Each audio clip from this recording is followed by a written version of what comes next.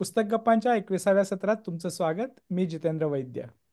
आज आपण भूषण कोलते आणि श्रीपाद चौधरी यांच्याशी पुस्तकांचं संपादन, प्रकाशन, वितरण आणि एकंदरीतच पुस्तक व्यवहार याबद्दल चर्चा करणार आहोत.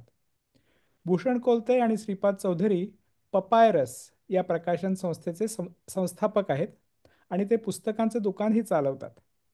पपायरसच्या पुस्तकांची निर्मिती मूल्य फारच वाखाणण्यासारखी असतात. हा काही अपघात नाही. भूषण आणि श्रीपाद यांचा याबाबतचा सजग दृष्टिकोन याला कारणीभूत आहे. अगदी. अलीकडेच आम्ही आमच्या आणखी एका मैत्रिणीबरोबर भास नावाच्या एका प्रकाशनाला सुरुवात केली. त्याच्या आधी आम्हाला फक्त वाचक म्हणून पुस्तक व्यवहाराकडे बघायची सवय होती खूप वर्षाची.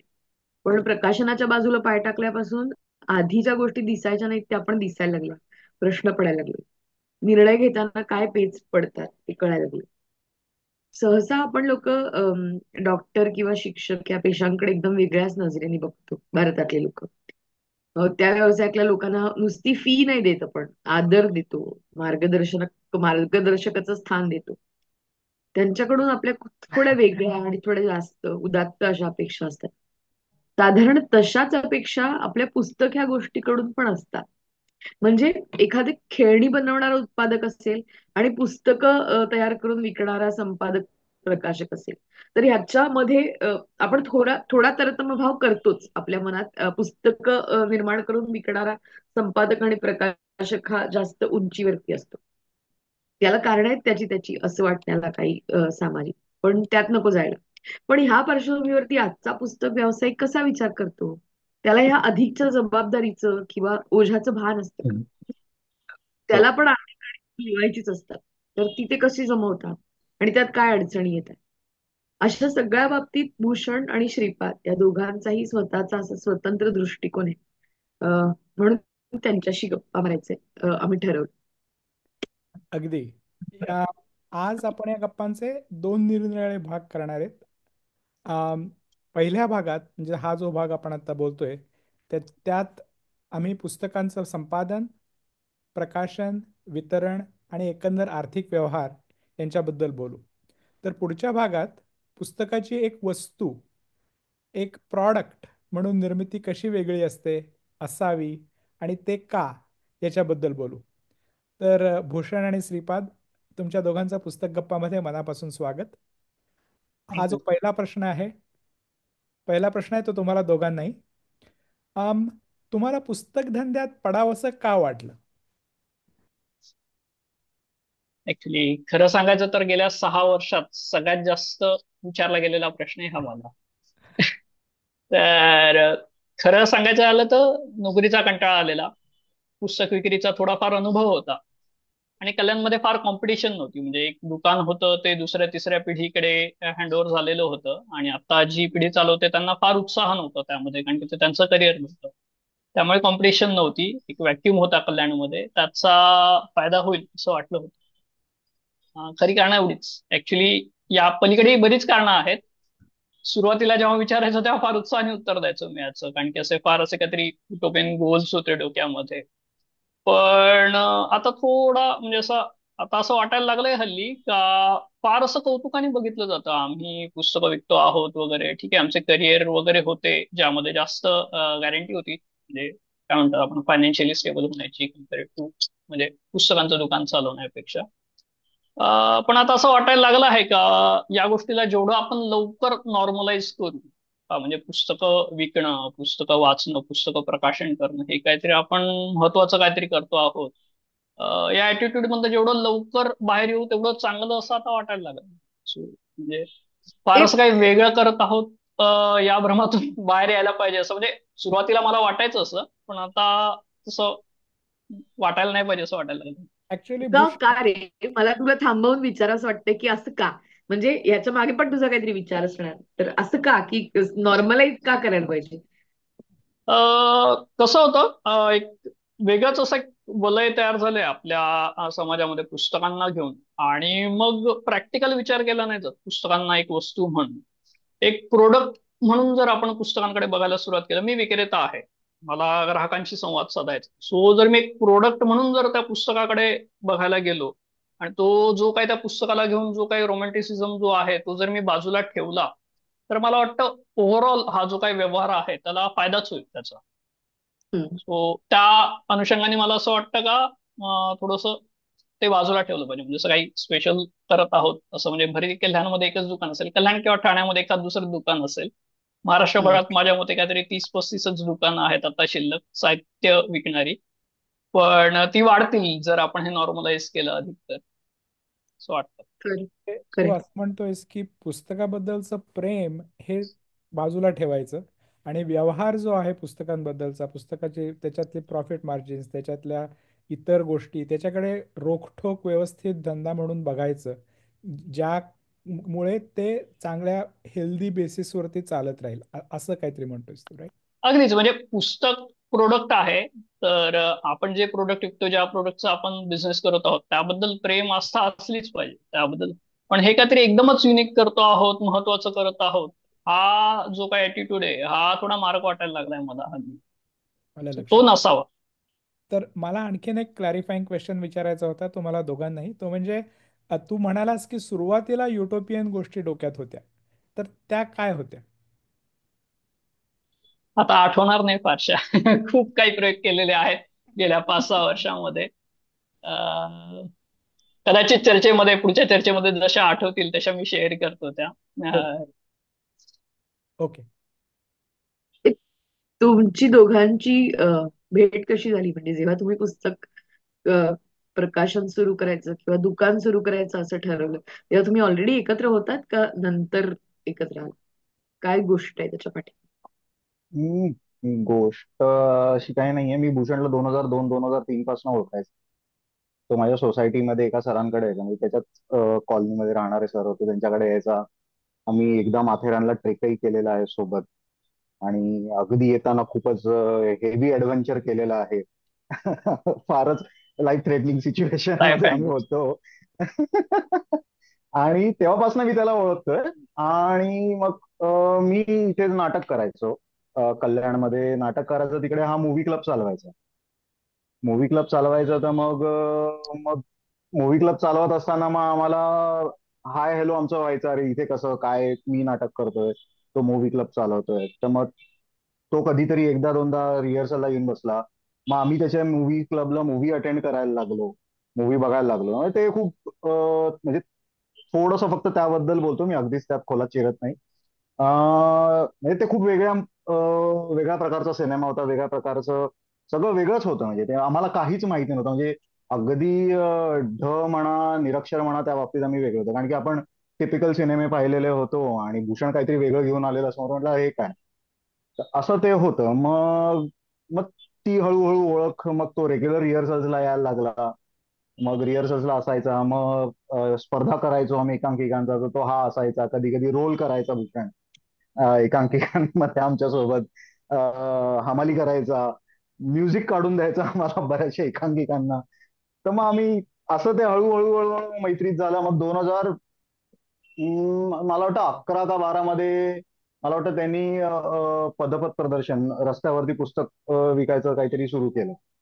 काय काय काय? त्याच्यानंतर एक मिनिट, एक मिनिट, हे एका वाक्यात गुंडाळू नको. हे काय नाही आहे? नाही, गुंडाळत मी किरण नाहीये ते. लिमायकडून असं ऐकलेलं आहे की ते तुम्ही फुटपाथ वरती पुस्तकं विकली आहेत, तर नाही, मी मला नव्हतो याच्याबद्दल ऐकायचंय. तेव्हा. हो, ऐकूयात, आपण बोलूयात त्यावरती. अच्छा. ते म्हणजे ते तो सांगेल, म्हणजे मी सांगण्यापेक्षा ते. तर तो करायचा ते.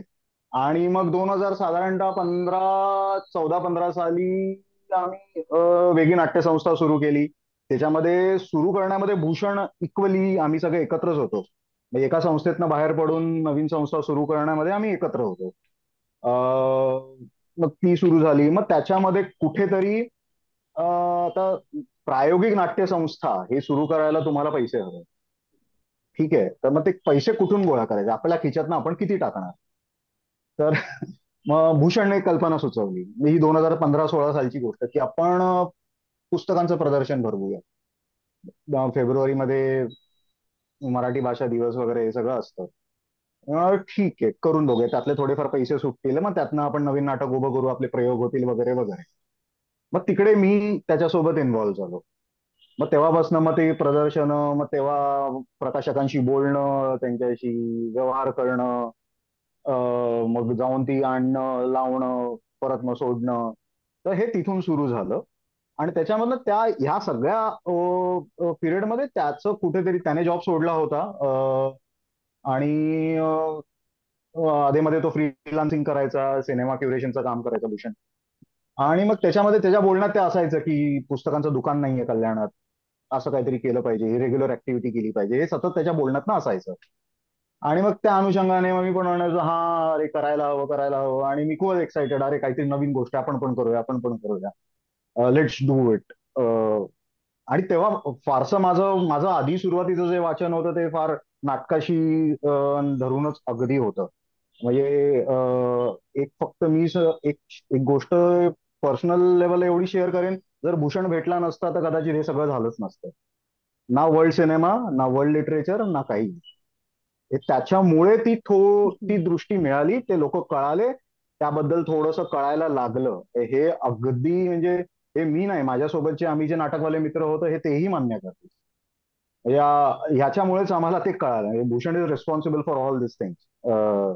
हे अगदी क्लीन अँड क्लिअर आहे. तर मग मग मी त्याच्या मागे, अरे मी मदत करू का, तुला चालणार असेल तर वगैरे, अगदीच. हे मग असं करत करत दोन नेकी हजार और अठरा पूछ साली. पूछ के असं. काय म्हणताय, सॉरी? नेकी और पूछ पूछ के असं. आणि मग 2018 साली पुस्तकांचं दुकान सुरू झालं. तो नोकरी त्यांनी सोडली होती, माझी पण इच्छा होती. 2016 मध्ये मी नोकरी सोडली. साधारणतः 13-14 मध्ये मी ब्रेक घेतला, मी वैतागलो होतो कॉर्पोरेट लाईफला. आणि मग मधला एक महत्वाचा भाग जिकडे थोडस समजायला लागलं काय आहे, कसं आहे ते.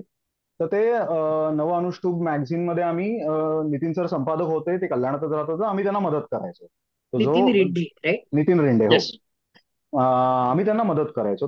मग त्यात बऱ्याच गोष्टी समजायला मदत झाली. म्हणजे प्रिंटिंग कसं, नंतर लेआउटला सर घेऊन बसायचे. आमचा केतन बंगाल यायचा, तर मग आम्ही बघत बसायचो की कसा लेआउट होतोय, काय होतंय. कळायचं नाही काय त्यातलं, काहीच कळायचं नाही काय चाललंय, कसं चाललंय. आणि इथे ठाण्याला प्रेस होती, प्रेसमध्ये जाऊन फक्त बघायचो की हा, मग हे लॅमिनेशन नको, ऑफसेट हवं तर ऑफसेट का हवं, डिजिटल का नको, म्हणजे फक्त त्यावेळेला हे शब्द पडत होते कानावर. तर मला पर्सनल लेवलला त्याची खूप एक एक समजण्यासाठी मदत खूप झाली त्या नवानुष्ठूपमुळे. मग त्यात नितीन सर होतेच, मग त्यामुळे जयप्रकाश सर होते. जयप्रकाश सरांसोबत बरंच आम्ही इकडे तिकडे कार्यक्रम, एक दोन कार्यक्रमही केले. त्यांच्याकडनं बरंच शिकायला मिळालं. जयप्रकाश लब्धे. तर त्याच्यानंतर मग हा मधला काळ गेला 2016चा. 17ला मी परत नोकरी जॉईन झालो. आणि मग 18ला भूषणने दुकान सुरू केलं. So it started. मग आम्ही त्या याच्यामध्ये भूषणला ओव्हरऑल त्या व्यवहाराचा, म्हणजे पुस्तक विकणं आणि हा तो व्यवहारात जास्त रस म्हणा, किंवा he was very much intrigued about it. आणि मला त्या प्रोसेसमध्ये जास्त इंटरेस्ट होता. आवडत सगळ्याच गोष्टी होत्या, पण मग एक पर्सनल लाइकिंग म्हणा, असं थोडंसं जो आपलं झुकतं इकडे की हा, हे जरा काहीतरी वेगळं आहे, याच्यात काहीतरी आपण करू शकतो किंवा करायला हवं किंवा मजा येईल असं. सो मग एंटिटी जरी सेपरेट असल्यात, म्हणजे बुक स्टोअर भूषणचं प्रकाशन माझं आहे, तरी आम्ही एकत्रच आहोत. It's like that. हा, लिगली एंटिटी आम्ही वेगळ्या ठेवलेल्या आहेत ते. आणि मग तसं मग ते एकत्र मिळून सुरू झालं. मग काय झालं, त्या पुस्तक प्रदर्शनाचा प्रकाशकांशी व्यवहार करताना, त्यांच्याशी डिस्कस करताना, त्यांच्यामध्ये समजून घेताना आम्हाला फार मदत झाली. म्हणजे त्यांच्याशी बोलताना आपले मयेकर सर होते पॉप्युलरचे, ते नंतर मौजेचे जोशी सर आहेत. असेच बरेच प्रकाशकांचे काही काही लोक होते. त्यांनी सुरुवातीला, त्यांना खूप आनंद झाला असं काहीतरी कल्याणमध्ये सुरू होतंय. Not in sense of profit margin, अरे बाबा नवीन एक आहे तसं नाही, पण एक पुस्तकांचं दुकान सुरू होत आहे, ते त्यांच्या दृष्टीने खूप चांगली गोष्ट होती. तसं कल्याणात काही घडत नव्हतं. तर त्यांनी पण बराच सपोर्ट त्या वेळेला दिला, आणि अजूनही देतात. म्हणजे अजूनही त्यांना काही विचारलं तर ते सांगतात काय हवं, कसं करायला हवं काय.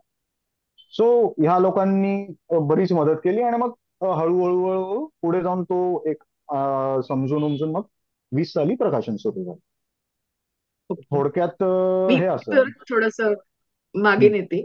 तर भूषण, तू पुस्तकं पदपथावरती विकलीस, थोडक्यात फुटपाथ वरती पुस्तकं विकलीस. मी हे पहिल्यांदा ऐकलं होतं तेव्हा मी अवाक झाले होते. आणि नंतर मला ऍक्च्युली तुमच्याबद्दल थोडा मत्सर वाटला होता. तर ही काय भानगड होती, हे तुमच्या डोक्यात कसं आलं आणि काय अनुभव मिळाला त्याच्याबद्दल सांग ना जरा. ऍक्च्युली किरणची आयडिया होती, किरण लिमयची आयडिया होती. श्रीपाद म्हणाला तसं आम्ही मूव्ही क्लब चालवत होतो कल्याण. तिथेच ऍक्च्युली किरण आणि अक्षय म्हणून आमचा मित्र आहे, कॉमन मित्र, त्या दोघांनी मूव्ही क्लब सुरू केला होता आणि I kind of to it over का तिथे गेलो आणि अरे मी करतो हे सगळं. पण आम्ही भेटायचो विकली बेसिसवरती सिनेमा बघायला आणि मग सिनेमा बरोबर बाकी आपल्या अवांतर गप्पा वगैरे व्हायच्या. तेव्हाच किरणनी ही आयडिया आमच्यासमोर मांडली होती का आपण पुस्तक प्रदर्शन म्हणजे मूव्ही क्लब चालवण्यासाठी एक थोडाफार फंड हवा होता आम्हाला, चांगलं स्क्रीन हवं होतं, बाकी गोष्टी लागायच्या, डीव्हीडी प्लेअर वगैरे, त्यावेळेला डीव्हीडी प्लेअर वरती करावं लागायचं, हे सगळं घ्यायचं होतं. सो त्यासाठी फंड्स हवे होते. त्या फंड्ससाठी आपण असं पुस्तक प्रदर्शन करून बघूयात का, त्यातनं काही पैसे सुटले तर ते वापरता येईल, असं त्याची कल्पना होती. आणि ती इमिजिएटली आवडली होती आम्हाला. म्हणजे त्यावेळेला पुस्तकं फार नाही वाचायचो, म्हणजे तेव्हा सिनेमा हे एकच प्रेम होतं आमचं, मेरी मा तेरी मा सिनेमा असंच ते होतं. पण अधूनमधून पुस्तकांसाठी ठाणा नाही तर कोर्ट गाठावं लागायचं. कल्याणातल्या कल्याणात करून बघूया असं, म्हणजे फार त्यावेळेला विचार केला असेल असं मला वाटत नाही मी या गोष्टीबद्दल. किरण म्हणाला आणि ओके करायचं. मग झालं, मग एक 3-4 प्रकाशकांकडे गेलो, एक 200-250 पुस्तकं घेऊन आलो. आणि एक ओळखीचे दुकानदार होते, त्यांना सांगितलं का तुमच्या समोरचा हा फुटपाथ आहे हा वापरतो. 4 टेबल मांडली, 200-250 पुस्तकं तिथे त्याच्यावर पसरवली आणि विकायला 8 जण आम्ही आमच्या ग्रुपमध्ये. म्हणजे 200 पुस्तकं विकायला 8 जण. पण एक फार महत्वाची गोष्ट झाली याच्यामध्ये का जागा मर्यादित होती आणि काय रिस्पॉन्स मिळेल हे माहित नव्हतं. त्यामुळे आम्ही प्रकाशकांकडे जाऊन स्वतः ही पुस्तकं निवडली होती. आणि मग साहजिकच आहे का, ज्या पुस्तकाबद्दल मला माहिती आहे, किरण आहे, धवल होता त्यावेळेला, राहुल कानविंदे होता, बरेच जण होते, ते सगळे होते, त्या सगळ्यांनी त्यांच्या त्यांच्या चॉईसची, त्यांनी वाचलेली त्यांच्या माहितीतली पुस्तकं पिक केली होती आणि ही आम्ही मांडली होती. आणि मग सगळ्या मित्रमंडळींना, नातेवाईकांना वगैरे, आम्ही 8 जण होतो, त्यांनी कळवलं तर मोस्टली हेच लोक आले होते स्टॉलवर, त्यांनीच हजेरी लावली होती. पण बाकी असे काही नवीन वाचक आले जे आमच्या ओळखीतले नव्हते. आणि काय झालं का, एखादा वाचक यायचा आणि एखादं पुस्तक वाचायला म्हणजे असं चाळायला हातात घ्यायचं आणि ते वाचून झालेलं असं कुणी ना कुणीतरी आमच्या 8 जणांपैकी असायचंच आणि तो इमिजिएटली त्या माणसाशी त्या पुस्तकाबद्दल चर्चा करायला सुरुवात करायचा. आणि हा नवीन अनुभव होता आमच्यासाठी, काय का अनोळखी माणसाबरोबर आपल्या आवडत्या पुस्तकाबद्दल आपण गप्पा मारतो. आणि त्या विकत घेणाऱ्यासाठी हा अनुभव नवीन होता का, हे नुसते विक्रेते नाही, हे वाचक पण आहेत.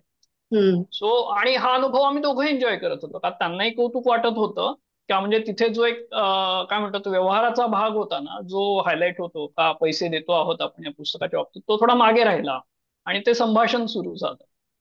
आणि हे दोघांनी एन्जॉय केलं होतं. तर कुठेतरी म्हणजे आता पपायरस वरती फार निवडक पुस्तकं आम्ही ठेवतो. आणि म्हणजे ज्या पुस्तकांबद्दल म्हणजे असं नाही का मी ठेवतच नाही माझ्या कम्फर्ट झोनच्या बाहेरची किंवा मला माहित नाही ती पुस्तकं, ती माहिती करून घेतो नवीन पुस्तकं आली असती. पण एक महत्वाचा मुद्दा म्हणजे तिथे कुठेतरी हायलाईट झाला होता, बॅक ऑफ द माइंड तो नोंद झाली होती याची, का हे जे कम्युनिकेशन आहे हे फार महत्वाचं आहे याच्यामध्ये. म्हणजे मी मगाशी जसं म्हणालो का कुठल्याही प्रोडक्टला घेऊन तुम्ही सजग असलं पाहिजे, तोच हे आहे.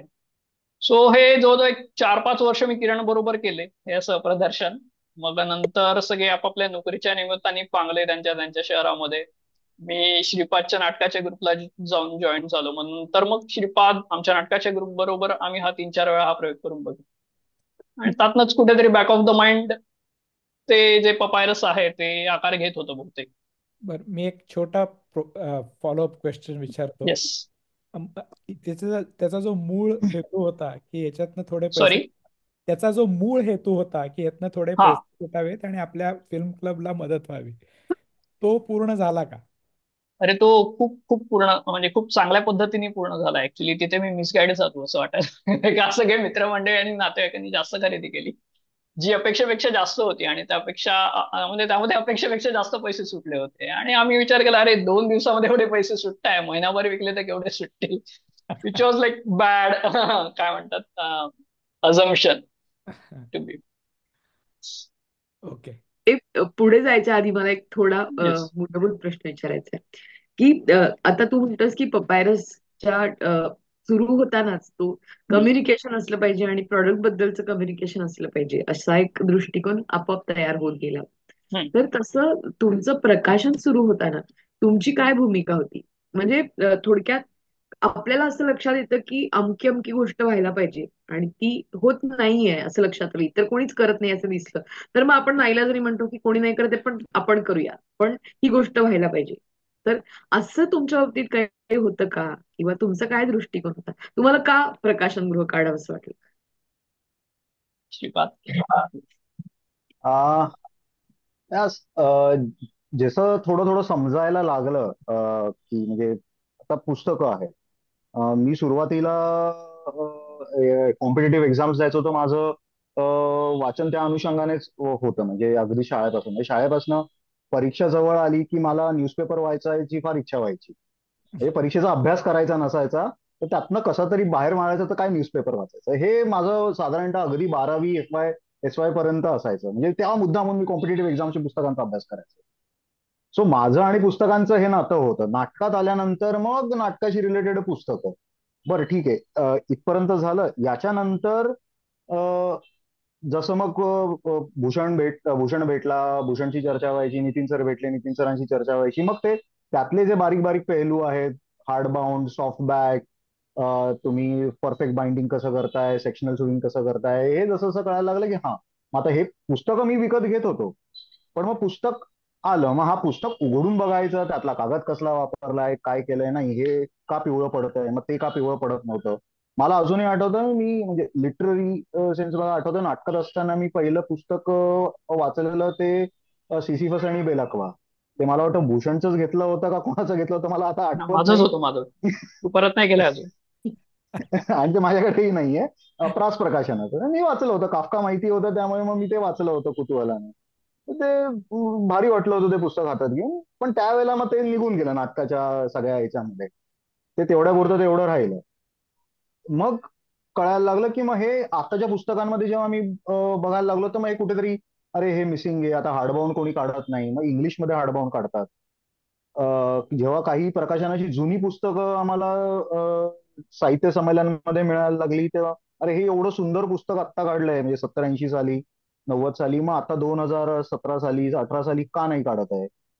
त्याच्या मागे कारण काय, मग हे असं का होतंय, कागद का हलका झालाय, पिवळा का पडतोय, मग असं निळा कागद का वापरला जातो, म्हणजे काही पुस्तकांना तुम्हाला ते असं निळसर कागद दिसेल आतल्या टेक्स्टचा, तर तसं का आहे, हे अशी प्रश्न पडायचे. आणि आम्ही आमच्या परीने जी काय थोडीफार आकलन क्षमता होती त्या परीने जाऊन उत्तर शोधायचा प्रयत्न करायचो. तर तिथून कुठेतरी मग पुस्तकांचं दुकान सुरू झाल्यानंतर मग आम्ही अजून पुस्तकांच्या जवळ आलो, त्या व्यवहाराच्या कुठेतरी जवळ आलो. मग त्यातले खाचकळगे थोडे थोडे थोडे थोडे थोडे लोकांशी बोलताना समजायला लागले. लोक पण थोडी थोडी ओपन अप व्हायला लागली की हा व्यवहार काय आहे, कसा आहे, त्याच्यामध्ये त्याचे निटीग्रिटीज काय आहे. मग ते वाटलं की नाही, मग हे आपण म्हणजे दुकान सुरू झाल्यानंतर पण कुठेतरी डोक्यात बॅक ऑफ द माइंड 100% होतं की प्रकाशन सुरू करायचं. ते कधी करायचं हे फक्त माहिती नव्हतं. आणि मग रिंडे सरांच्या आम्ही मागे लागलो, सर तुम्ही काय लिहिलं असेल तर द्या आम्हाला, काय असेल तर विचार करा, आपण करूयात, तुम्हाला जसं हवं तसं करूयात आपण. असं ते हा ते हो हो म्हणायचे. असं केलं गेलं आणि रॅन्डमली नितीन सरांचा मला आदल्या दिवशी काहीतरी सकाळी 7-7:30ला असंच एक सप्टेंबरच्या अनुषंगाने काहीतरी कॉल आला की अरे मी दुकानात येतोय तर तू पण ये. मी म्हटलं सर मला लेट होईल. नाही नाही लवकर ये, असं ते आले. आणि मी येतो तोपर्यंत नितीन सर ऑलरेडी आधी आलेले होते आणि त्यांनी आल्या आल्या भूषणच्या हातात मला एक मॅन्युस्क्रिप्ट दिसली, तर ते पासोडी. तर ओके. हा हे असं थोडंसं झालं. पण ज्या मिसिंग गोष्टी होत्या ते जसं जसं समजत होतं, that was the reason behind it, की मग हे कुठेतरी आपण करायला हवं. त्यातले जे काचकळगे आहे ते त्यामुळे आम्ही हळूहळू हळूहळू इव्हॉल्व्ह करत, पक्के करत करत करतो. आणि it's it's a continuous process. म्हणजे ती काय आत्ता केली आणि हीच रिजिड आहे अशी नाही. It's a very flexible process आणि तुम्हाला फ्लेक्झिबल राहावं लागतं. म्हणजे by choice you have to be flexible, तुमची इच्छा असेल नसेल. आम्हाला तर आम्ही ऑलरेडी एवढे ओपन अप आणि फ्लेक्झिबल आहोत की नाही, हे असं हे असं हे असं ते करत आलो. तर ते एक कारण आहे की प्रकाशन सुरू करण्यामागचं. म्हणजे त्यात बरेच अजून मुद्दे बोलता येतील, पण मी थोडक्यात सांगायचं तर. ओके. ओके. हा. मला माझ्या डोक्यात असं होतं की संपादक काही एक निवड करत असतो प्रकाशन सुरू करताना, किंवा त्याला कुठल्या तरी एका विशिष्ट प्रकारच्या साहित्यामध्ये रस असतो आणि मग त्याची काहीतरी एक भूमिका असते. तर तुमचा संपादक म्हणून तुमच्या प्रकाशन व्यवहारामध्ये तुमची काही भूमिका नव्हती का कधी? म्हणजे पुस्तकाच्या दृश्य स्वरूपापेक्षा वेगळी, आशयाशी संबंधित. तर तुम्ही संपादक म्हणून तुमचं काय म्हणणं होतं, काय भूमिका होती, याच्याबद्दल तुम्ही काही विचार केलाय का? संपादन आम्ही एकूण 18 पुस्तकांमध्ये हार्डली 2-3 पुस्तकांचं ऑफिशियली संपादन करून घेतलेलं आहे. म्हणजे आम्ही हो. असं कुठलंच हो. हा म्हणजे कंटेंट म्हणजे एक डोक्यात कुठेतरी म्हणजे त्याच्या मागचं पण एक थोडस going back again to theatre. नाटकात काम करताना आमच्याकडे सारखं असं असायचं की नाही, लेखकाने जे लिहिलेलं वाक्य आहे ते तसंच तसंच बोलायचं. मग तू अधेमध्ये काही फिलर्स टाकू नकोस. तुझे अननेसेसरी जे ब्रीदिंग आहे ते काही गरज नाही टाकायची. बरं, तुला जर ते टाकायचं असेल तर you should have a reasoning behind it. आणि त्या रिझनिंगच्या अंगाने ते रायटरशी चर्चा झालेली हवी आणि he should give a concurrence on that. तू जर स्टेजवर गेला म्हणून तू काही बोलशील असं नाहीये. कुठेतरी बॅक ऑफ द माइंड आणि आतमध्ये पक्क होतं, म्हणजे नाटकाच्या काळापासून. तर मग जस्ट बिकॉज मी प्रकाशन काढतोय, तर who am I to decide what writer should write, हे हम्म. कुठेतरी होतं. तर हम्म. त्याचं जे फ्रीडम आहे, त्याला जे द्यायचं आहे त्या लिखाणाच्या अंगातनं म्हणा, किंवा त्याला जे काय त्याच्याने त्याला सांगायचं असेल ते, जस्ट बिकॉज मी प्रकाशक आहे आणि मी संपादक आहे, I cannot dictate that terms. I don't have yeah. That kind of a right, to be very frank. Okay. तर मग आम्ही माझं आणि भूषणचं ते आधीपासून तसंच होतं की आपण कोण आहोत. अगदीच म्हणजे एक सिम्पल प्रोसेस आहे. मॅन्युस्क्रिप्ट आल्यानंतर मी वाचतो, भूषण वाचतो, ऋषिकेश आहे, ऋषिकेश वाचतो. आम्हाला तिघांना काय वाटतं आम्ही ते ऋषिकेश डिस्कस म्हणजे करतो. ऋषिकेश ऋषिकेश नेटके. नेटके. हा. राईट. आम्ही वाचतो, आम्हाला आवडली तरच आम्ही पुढे जातो, आम्हाला नाही आवडली तर मग आम्ही नाही जात पुढे. याच्यामध्ये मी अजून एक महत्वाची गोष्ट सांगतो. जगाच्या पाठीवरती मध्ये कोणीतरी असं विचारतं की आम्ही जर तुम्हाला कोणाचं जरी लिहून दिलं तर तुम्ही एक्सेप्ट कराल का, तर नाही. ते डिसिजन जगाच्या पाठीवर कोणी जरी सांगितलं की हे मॅन्युस्क्रिप्ट एक्सेप्ट करा आणि पब्लिश करा, तर नाही. आणि आम्हाला वाटत असेल की हे पब्लिश करायचं आहे, तर जगाच्या पाठीवर कोणीही नाही म्हणालं तरीही आम्ही ते करणार. तर हा. तर इथे मला तुला त्याच्यातला थोडं थांबवायचंय की आम्हाला वाटलं तर आम्ही प्रकाशित करू आणि आम्हाला नाही वाटलं तर आम्ही नाही करणार. तर हा हम्म, जो हो किंवा नाहीचा निर्णय आहे, हम्म. तो घेताना तुमचा काय निकष असतात तुमच्या, की फक्त आवड आणि निवड असे निकष असतात असं? निकष निकष असं कसं टँजिफाय करणार मला नाही कळत. म्हणजे ओके. हाऊ विल यू थोडा टँजिफाय. थोडा हा. भूषण. कम्पेटेबिलिटीचा पण मुद्दा आहे. म्हणजे काही पुस्तकं आहेत ज्यांच्यावर सुद्धा काही संस्कार करणं गरजेचं वाटत असेल आम्हाला पहिल्या रिडिंग मध्ये, आणि आम्ही कॅपेबल नाही आहोत ते करायला, तर मग त्या पुस्तकावरती म्हणजे आम्ही करणं योग्य नाहीये ते. अन्यायच होईल त्या पुस्तकावरती. सो मग अशी काही अगदीच पुस्तकं अगदीच. आहेत ही आम्हाला सोडावी लागेल. असंही झालेलं आहे. किंवा मग बऱ्याच वेळेला असं होतं का आम्ही लेखकाशी या गोष्टींवरती चर्चा करतो ऑब्व्हियसली, का म्हणजे तुम्ही करा, आम्ही कुठे असं म्हणत नाही का असं असं, पण आम्हाला ज्या काही गोष्टी मिसिंग वाटतात किंवा ज्या गोष्टींवर काम करायचं आहे, या गोष्टी आम्ही लेखकांना सुचवतो. तर काही लेखकांना त्या मान्य होत नाही, तर मग वी डिसएग्री रिस्पेक्टफुली का ठीक आहे, मग आम्ही नाही करू शकत हे पुस्तक. Because at the end of the day आम्हाला ते पुस्तक विकायचंय, आम्हाला वाचकांना हे करायचंय, त्याचं उत्तर द्यायचं. हम्म. बरोबर. सो होतं. हा म्हणजे त्याचंच अगदीच उदाहरण द्यायचं झालं तर सातमाई कथा ऋषिकेश पाळंदेने कादंबरी लिहिली. आता त्याला आम्ही अप्रोच नव्हतो झालो, त्याने स्वतःच संपर्क केला होता, भूषणशी बोलला होता आणि आम्हाला मॅन्युस्क्रिप्ट पाठवली. आम्ही वाचली, आम्हाला खूप आवडली ती. आवडली, मग त्याच्याशी चर्चा केली, काय वाटलं ते सांगितलं. तर त्याने त्याच्यात थोडेफार बदल केले चर्चा केल्यानंतर. मग जेव्हा जेव्हा फायनल स्टेजवरती आम्ही आलो, फायनल स्टेजवरती आल्यानंतर मग तो मुळातच कोकणात राहतो, चिपळूणला. बरेच वर्ष झाले तो तिकडेच आहे, तो तिकडेच राहतो, त्या गावामध्येच राहतो, तिकडेच काम करतो, तिकडेच बिगारी करतो. आणि मग असं वाटलं कुठेतरी की त्याच्यात बरीचशी तिकडची बोली आहे. तर मी मी मला I am not a person, किंवा आम्ही कोणी नाही आहोत त्या बोलीवरती वरदहस्त आहे की आम्ही त्याच्यावरती गाईड करू शकतो. ते आम्ही नाही आहोत. तर तिकडे कुठेतरी त्याच जागेमध्ये ज्याला लिटरेचरचं भान आहे, त्या एकूणच ऍटमॉस्फिअरचं भान आहे, असा कोणतरी व्यक्ती असावा ज्याने त्याचं संपादन किंवा इव्हन प्रूफ रिडिंग करावं. हे असं आमच्या बोलण्यात होतं. तर मग तसा कोण मग अवधूत डोंगरेचं नाव. तर मग ऋषिकेशला विचारलं, बाबा असं असं आम्हाला वाटतंय, तर तुला चालेल का? ऋषिकेश म्हणाला, हो अगदीच. मग अवधूतला विचारलं, म्हटलं बाबा असं असं आहे, तुला आवडेल का करायला? म्हटलं तुला मॅन्युस्क्रिप्ट पाठवतो, तू वाच. तू वाचल्यानंतर तुला वाटत असेल की हे आवडतंय आणि मी इच्छुक आहे करायला, तर मग कर. जर नसेल वाटत तर मग दॅट्स ऍब्सोल्युटली फाईन विथ. असं काही हार्ड अँड फास्ट असं काही नाही. तर मग त्याला पाठवली, त्याला आवडली, आणि दोघं एकमेकांना ओळखत होते. अवधूत आणि ऋषिकेश दोघं एकमेकांना. तो रत्नागिरीला राहतो, हा चिपळूणला राहतो. तो बरेच वर्ष झाले रत्नागिरीत आहे. तर मग त्याला दिली. मग ही अग्री टू डू. त्याने संपादन केलं आणि प्रूफ रिडिंग पण त्यानेच केलेलं आहे त्या कादंबरीचं. तर असं काही जर पुस्तक असेल, म्हणजे जिकडे कंटेंटची गरज आहे, तिकडे मग आम्ही जिकडे वाटतंय तिकडे मग सांगून, त्यांच्याशी बोलून, चर्चा करून, आणि लेखकाला करूनच, म्हणजे सगळे जे आजूबाजूचे जे प्लेयर्स आहेत त्यांना एका लेव्हलवरती येऊन आणि मग सगळ्यांचा होकार मिळूनच आम्ही पुढे जातो. म्हणजे असं नाही की मी हे म्हणणार म्हणून तसं असं अजिबातच नाही. तर पण सातमाय हे एक एक्झाम्पल आहे. हा, इंटरेस्टिंग प्रोसेस आहे. म्हणजे तुमचा दृष्टिकोन फक्त तुमचा, आणि मग त्या दृष्टिकोनाच्या प्रमाणे कुठली लोक कशी अप्रोप्रिएट आहेत एखाद्या स्पेसिफिक प्रोजेक्टसाठी, हे तुम्ही हम्म. शोधून काढता. आणि ऍक्च्युली हा जो पुढचा प्रश्न आहे मला त्याच्याबद्दलच विचारायचा आहे, तो म्हणजे म्हणजे संपादकाचा एक त्यांचा त्यांचं काम म्हणजे नवीन टॅलेंट शोधणं, ते ओळखणं, त्याला खतपाणी घालणं. आणि हे सुद्धा तुम्ही फार म्हणजे आत्ता तर आपण म्हणजे संपादकाचं उदाहरण बघितलं, पण लेखकांच्या बाबतीत सुद्धा यशस्वीपणे केलेले आहेत. तर त्याच्याबद्दल जरा बोलता का? भूषण, अ, असं काही झालेलं नाहीये. म्हणजे आम्ही काही नवीन टॅलेंट वगैरे असं काही अजूनपर्यंत तरी अजून तरी आलं नाही. नाही. नाही, अजून तरी नाही.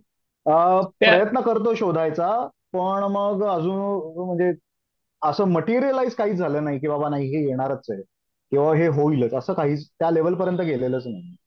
म्हणजे जे काय आहे ते पकापकाया लेखक आमच्याकडे आहेत. नवीन असं नाहीये. म्हणजे आम्हाला काही खूप आहेत आवडेल तसं. प्रोजेक्ट, काही प्रोजेक्ट आहेत पाईपलाईन मध्ये, पण ते अजून पूर्ण झालेले नाही. सो म्हणजे आताच बोलणं योग्य राहणार नाही. ते सक्सेसफुल होत आहेत, फसत आहेत, त्याच्यावरती आहे. पण म्हणजे असं तुम्ही म्हणता तसं नजर ठेवून असतो. म्हणजे अशा कुठल्या नियतकालिकामध्ये, कुठल्या दिवाळी अंकामध्ये कुठल्या लेखकाची कथा प्रकाशित होते आणि मग त्यावर कशा चर्चा कशी होते, आणि मग आम्हाला आवडली तर मग या लेखकाचं अजून काही आहे का. म्हणजे एक उदाहरण द्यायचंच झालं तर म्हणजे नवीन लेखक वगैरे काही तयार नाही केला, पण आता रिसेंट जे आमचं इतर गोष्टी प्रकाशित झाल्या, तर त्यातल्या 4-5 कथा आधी प्रकाशित झालेल्या होत्या. आणि मग त्या वाचून त्याचा संग्रह व्हावा असं प्रसाद कुंटेकर बरोबर माझं बोलणं झालं. पण तो म्हणाला, अरे 5च कथा याचा होईल का? म्हटलं मग लिही अजून कथा. तो बोला, अरे मी तर कादंबरीकार आहे, मी काय कथा फारसा लिहत नाही. तर मग त्याच्या मागे लागून लागून त्याच्याकडनं कथा लिहून घेतल्या. तर ते लिहून घेतो. त्याचं पूर्ण कौशल्य आहे. त्याच्या डोक्यामध्ये कुठेतरी त्या कथा होत्याच, त्यामुळेच त्या इतक्या पटकन त्याने लिहून दिल्या. सो ते होतं. फक्त हा म्हणजे असं तगादा लावावा लागतो काही लेखकांकडे, काय रे दे रे दे रे दे रे. अरे 6 कथा झाल्या, 2 अजून दे, म्हणजे अजून थोडं जरा चांगलं सबस्टेन्शियल पुस्तक होईल वगैरे, असं ते करावं लागतं. तेवढं केलेलं आहे. अजून असं नवीन लेखक शोधून काढणं वगैरे हे अजून तरी काही झालेलं नाही आमच्याकडून. We are lucky in that sense, का म्हणजे आम्हाला खूप असे तयार लेखक मिळालेले आहेत आतापर्यंत. हम्म. म्हणजे अ, थोडा वेगळा प्रश्न. तुम्ही प्रकाशक आहात तसेच पुस्तक विक्रेते पण आहात. म्हणजे तुमची पुस्तकं जशी वितरकांकडे जातात तशी इतर प्रकाशकांची पुस्तकं तुमच्याकडे विकायला येतात. हे साटलोटच आहे ना. म्हणजे माझी वहिनी माझ्या नवऱ्याची बहीण, म्हणजे एका सासूरवाशीचं जे माहेर ते दुसरीचं सासर. त्यामुळे दोघांचेही हात थोडे थोडे दगडाखाली अडकलेले असतात. तर तुमचं पण थोडं असं असणार. त्याच्यामुळे काही अडचणी येतात का, किंवा काही फायदे होतात का? काय अनुभव येतो? आता ओव्हरऑल सुरुवात आमची पुस्तक विक्रेते म्हणून झाली. आणि मग फक्त म्हणजे दुकान होतं तेव्हा फक्त काही प्रकाशनांचं आम्ही वितरण करून बघितलं. काही इंडिव्हिज्युअल पुस्तकं असतात, सेल्फ पब्लिश पुस्तकं असतात, त्यांचं वितरण करायचा प्रयत्न करून बघितला. आणि त्यामध्ये काही अनुभव आले. आणि हे म्हणजे फार महत्वाचे होते. पुढे प्रकाशन सुरू करत असताना आपल्याला ही म्हणजे ही सिस्टीम काय आहे ती कळायला त्याची फार मदत झाली आधीच्या अनुभवांची. आणि मग पुढे आम्ही प्रकाशन सुरू केलं. आणि मग यामधनच ओव्हरऑल एक एक एक एक्झिस्टिंग सिस्टीम असते. म्हणजे त्या सिस्टीम प्रत्येकाला त्याची एक सिस्टीम बनवायची असते. म्हणजे प्रत्येकाचा एक उटोपिया असतो मनामध्ये, त्यानुसार त्याला ती हे करायची असते. तर त्या अनुषंगाने माझी जी काय मतं बनली ती सांगायचा प्रयत्न करतो ऍक्च्युली. ओव्हरऑल काय वाटतं मला, काय डिस्ट्रीब्युटर किंवा वितरक तुम्ही म्हणालात तसं का, तो हा जो काही घटक आहे या व्यवहारातला, तो मला आता म्हणजे मराठीसाठी तरी, मराठीच्या बाबतीत तरी बंद व्हावं असं वाटायला लागलं. म्हणजे तुम्हाला एका वितरकाची का गरज असते, म्हणजे मी प्रकाशक आहे तर मला वितरकाची गरज का पडते, जेव्हा मला माझ्या प्रोडक्टला घेऊन कुठल्याही प्रोडक्टच्या केसमध्ये आपण कंपॅरिझन करू, जसं मी म्हणालो का पुस्तक आणि any other product should be compared.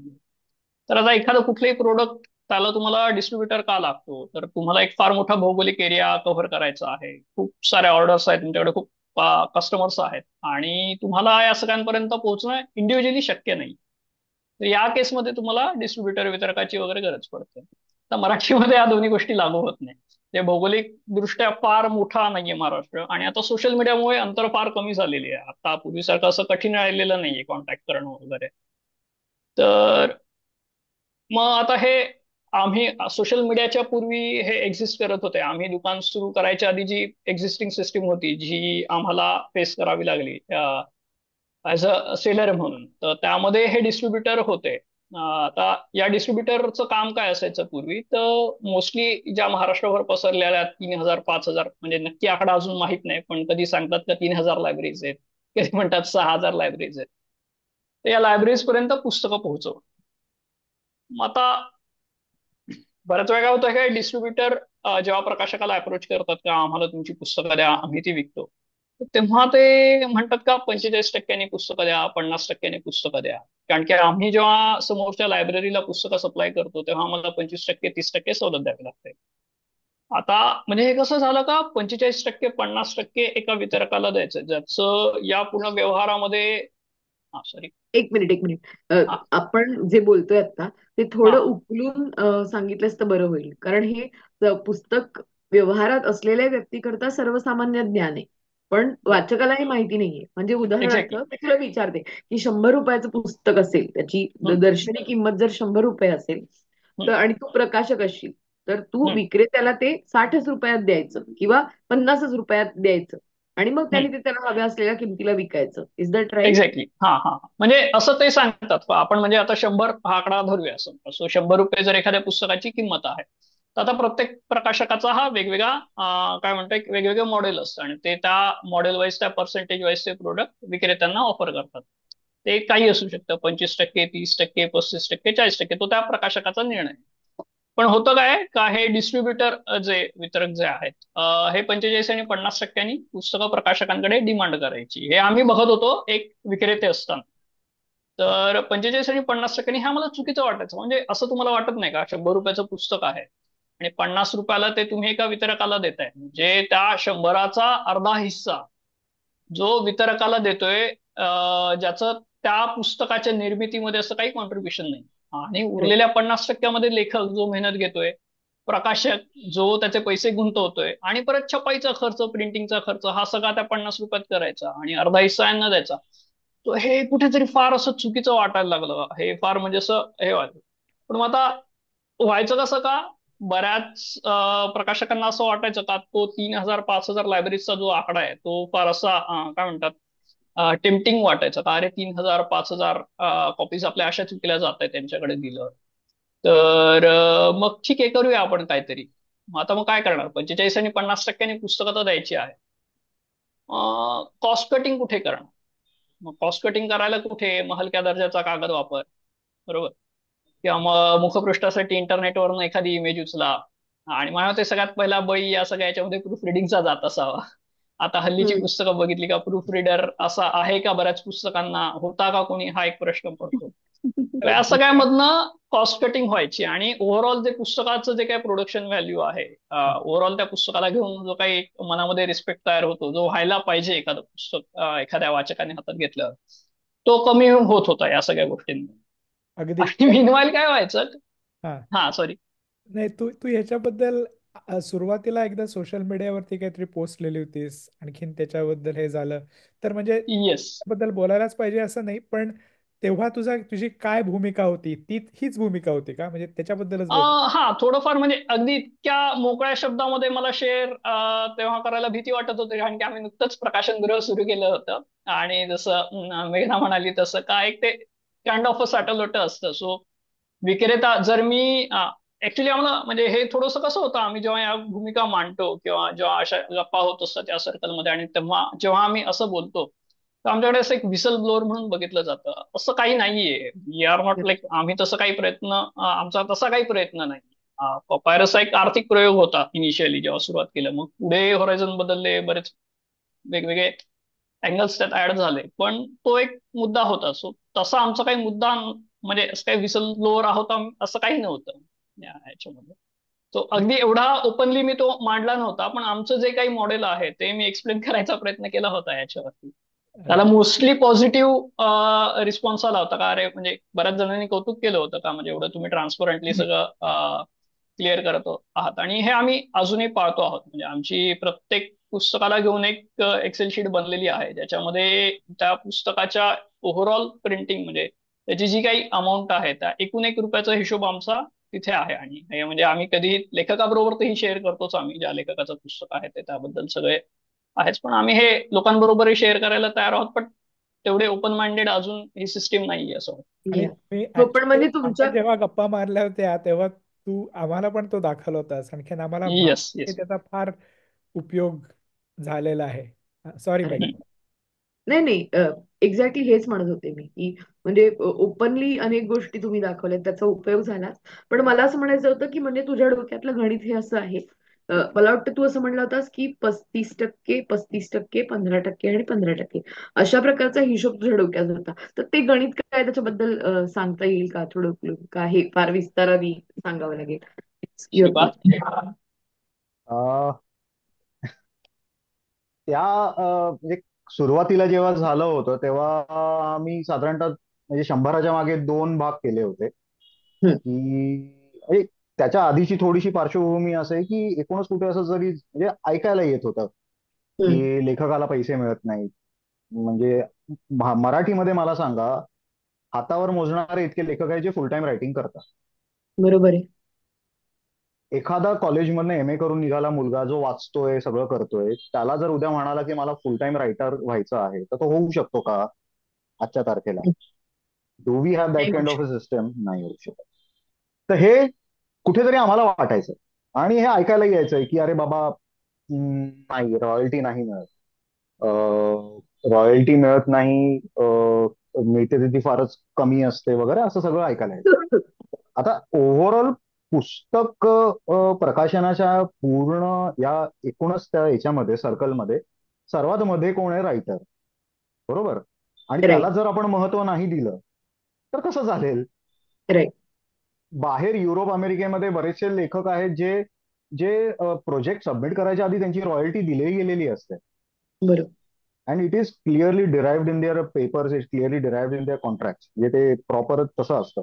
मध्ये इव्हन एक काही मी मध्ये ओरड झालेली होती की 30% दिली, 40% दिली, त्यावरती सोशल मीडियावरती. मी युरोप अमेरिकनचं म्हणतो, इंडियाचं नाही म्हणतो. की राईट. तिकडे खूप मोठा झाला होता. त्याला जोडून एक सांगतो की ट्रान्सलेटरचं नाव मुखपृष्ठावर असावं की नसावं, यावरनं पण खूप मोठं झालं होतं. हम्म, त्यामध्ये ओल्गा तोकारचुकची जी ट्रान्सलेटर आहे, जेनी क्रॉफ्ट, तिने पण बराच आवाज उठवला होता त्याच्यामध्ये. तर असं बरंच काही काही घडतंय. तर ते आपल्याकडे तसं काही घडतं का? हम्म. थोडंफार अधेमध्ये पोस्ट वगैरे पडतात आणि तेवढं होतं. तर ह्या गोष्टी घडत असताना मनात कुठेतरी वाटायचं की नाही, असं नाही आपण करू शकत. You have to be very clean and clear. म्हणजे आपला अप्रोच तसा असलाच पाहिजे. तर मग असं 100तला 2 भाग आम्ही केले होते. कमिंग बॅक टू दॅट, ₹40 आम्ही म्हणजे पहिलं पुस्तक करताना आम्हाला काहीच अंदाज नव्हता. कसं करायचं हे माहित होतं, काय प्रोडक्ट, काय त्याचं इम्प्रेशन असेल हे थोडंसं कुठेतरी पुसटचं डोक्यात होतं. मग जसं ते दिल्लीला प्रिंटिंगला गेलं आणि मग मग त्याच्यामध्ये 18% जीएसटी, 12% जीएसटी. तो एक म्हटलं बापरे, 12% म्हणजे 100वरती ₹12 माझ्या जीएसटी जाणार आहे. ₹100 प्रिंटिंग कॉस्ट असेल तर. तर त्यामध्ये हार्डबाउंड करायचं हे ठरलेलं होतं. हार्डबाउंड करताना आतमध्ये फॉइलिंग हवं, आतमध्ये जेलटेक्सचा कागद वापरायचा आणि त्याच्यावरती डस्ट जॅकेट हवं. हे आमचं कुठेतरी एक पुसटचं फिक्स झालं होतं की बाबा हे असं करायचं. आणि लेखकाशी डिस्कस सुद्धा झालं होतं. तर मग करताना मग कागद कुठला घ्यायचा. तर हे करता करता हे आकडा खूप फुगला आमचा एमआरपीचा. आणि तो आमच्या अगदी कुठेच कॅल्क्युलेशन मध्ये नव्हता.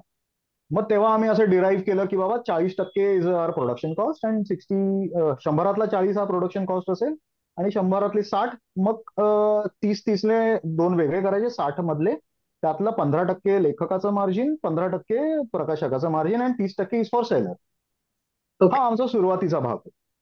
आता 15% रॉयल्टीला आम्ही आलो आणि 15% सेम, म्हणजे जेवढं लेखक कमवणार तेवढंच प्रकाशक कमवणार आहे. आणि 30% सेलरला पुरेसे आहेत. म्हणजे अगदी त्या सेलरला मी दिल्यानंतर तो जर 10% ते पुस्तक 10% डिस्काउंट देऊन विकतो तर 20% त्याला मिळणार आहे. म्हणजे 20 रुपये त्याला मिळणारच आहेत.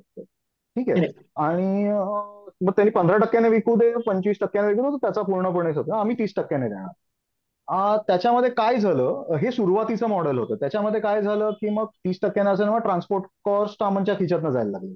30%ने तो का बेअर करेल ना, इकडनं मला जर Correct. पाठवायचं आहे पुण्याला किंवा अजून कुठे लांब, तर तो का ती ट्रान्सपोर्ट कॉस्ट बेअर करेल. त्याला मी काही जास्त ऍडिशनल काहीच देत नाहीये, जे की Right. सेटिंग अनरिटन नॉर्म्स आहेत बाकीच्या प्रकाशकांकडून. मग आम्ही आमचं कुठेतरी मॉडेलवरती परत विचार करायला लागलो, डिस्कशन झाले, मग काय करूयात काय करूयात असं झालं. मग we came down to 1535. So production आम्ही कुठेतरी 35% मध्ये बसवायचा प्रयत्न करत होतो. म्हणजे प्रोडक्शन मध्ये 50-50 झालं. 15-35, 15%, म्हणजे हे 50 आणि हे हम्म. 50. म्हणजे 50% इन्क्लुड्स द रॉयल्टी एज वेल आणि प्रोडक्शन कॉस्ट एज वेल. म्हणजे ती टोटल Correct. प्रोडक्शन कॉस्ट अशी झाली. ओके. आणि हे 50 मध्ये 35% सेलरला आणि 15% प्रकाशनाला. ओके. हे नवीन जे तुमच्यासोबत आम्ही तुम्हाला दाखवलं ते हे राईट. असं डिराईव्ह झालं. आता यामध्ये कसं आहे की रॉयल्टीचा जो मुद्दा आहे, रॉयल्टीच्या मुद्द्यामध्ये मी अधिक सांगू इच्छितो याच्यामध्ये की म्हणजे बाबा आम्ही लेखकाला म्हणजे माझी तर ती सवय, लेखकाला स्पष्टपणे विचारतो की व्हॉट इज, म्हणजे तुमची काय अपेक्षा आहे. एक्सपेक्टेशन. राईट. आमचं असं असं आहे. म्हणजे एका मोमेंटला आम्ही असलो की पूर्वप्रकाशित लेख असेल किंवा कथा असतील तर त्याला आधी ते झालेलं असतं, त्याची थोडीफार जी काय रॉयल्टी मिळाली असते ती मिळते. थोडीफारच असते ती. म्हणजे नॉन फिक्शन मध्ये जर लेख संग्रह आपण करतोय तर त्याला वर्तमानपत्र किती रॉयल्टी मिळेल. राईट. तर मग आम्ही कुठेतरी आलो की ठीक आहे, जर नॉन फिक्शन असेल आणि पूर्वप्रकाशित लेख किंवा कथा असतील तर आपण लेखकाला सांगूयात की बाबा 10% तुला चालेल का, किंवा तुला हम्म. लमसम पैसे हवेत. लमसम फिगर हम्म. Can anything. म्हणजे ते त्याच्याशी बरं, ह्या सगळ्या गोष्टी मी लेखकाशी डिस्कस करतो. आणि जोपर्यंत तो अग्री होत नाही, एका सेम पेज वरती येत नाही, तोपर्यंत आम्ही पुढेच जात नाही. तर असं काही हम्म. नाही हार्ड अँड फास्ट की बाबा तुला 15 तर 15च देणार, तुला 10 तर 10, किंवा तुला तर एवढे लमसम तर एवढेच देणार, असं अजिबात नाही. हम्म. हे लेखकासोबत प्रॉपर डिस्कशन केलं जातं, त्याच्याशी त्याला विचारलं जातं, त्याचं काय म्हणणं आहे, त्याचे ओपिनियन्स घेतले जातात आणि मग आम्ही पुढे जातो. राईट. आज हे ढोबळ मॉडेल झालं आणि त्याच्यामध्ये मग ह्या सगळ्या आतल्या गोष्टी आहेत. आता याच्यामध्ये 5% आम्ही त्याचे वाढवले. कारण की मार्केट 30% आम्हाला एक्सेप्टच करायला तयार नाही. आम्ही खूप प्रयत्न केले. ओके. पण मग ठीक आहे, म्हणजे यामध्ये थोडंसं आपण 5% देऊयात. आणि ऍट टाइम्स म्हणजे आम्ही स्वतः, म्हणजे मी नाव घेणार नाही कुठल्या पुस्तकाचं किंवा कुठल्या लेखकाचं, आम्ही स्वतःचं प्रॉफिट मार्जिन 5%, 60% कमी केलेलं आहे. ओके. म्हणजे ठीक आहे, ते का, तर कारण की ते पर्टिक्युलर पुस्तक त्या कॉम्पिटेटिव्ह प्राइसिंगला त्या मार्केटमध्ये आलं पाहिजे. राईट. मग ते जर मला नाही आलं आणि हा, सॉरी. तुमच्या या सगळ्या विचारामागे, आकडेमोडीमागे मला असं दिसतंय की म्हणजे थोडक्यात काटेकोर हिशोब करायचा, गणित करायचं, पण ते सगळ्यांकरता खुलं ठेवायचं बघण्याकरता, त्याच्यात हो, ट्रान्सपरन्सी असेल. असा प्रयत्न. आणि दुसरं म्हणजे लेखक, वाचक, वितरक आणि विक्रेता आणि प्रकाशक ह्या सगळ्यांचा त्याच्यामध्ये विचार करायचा आणि कुठल्याही एका घटकावरती अन्याय होऊ नये या दृष्टीने गणित आखायची.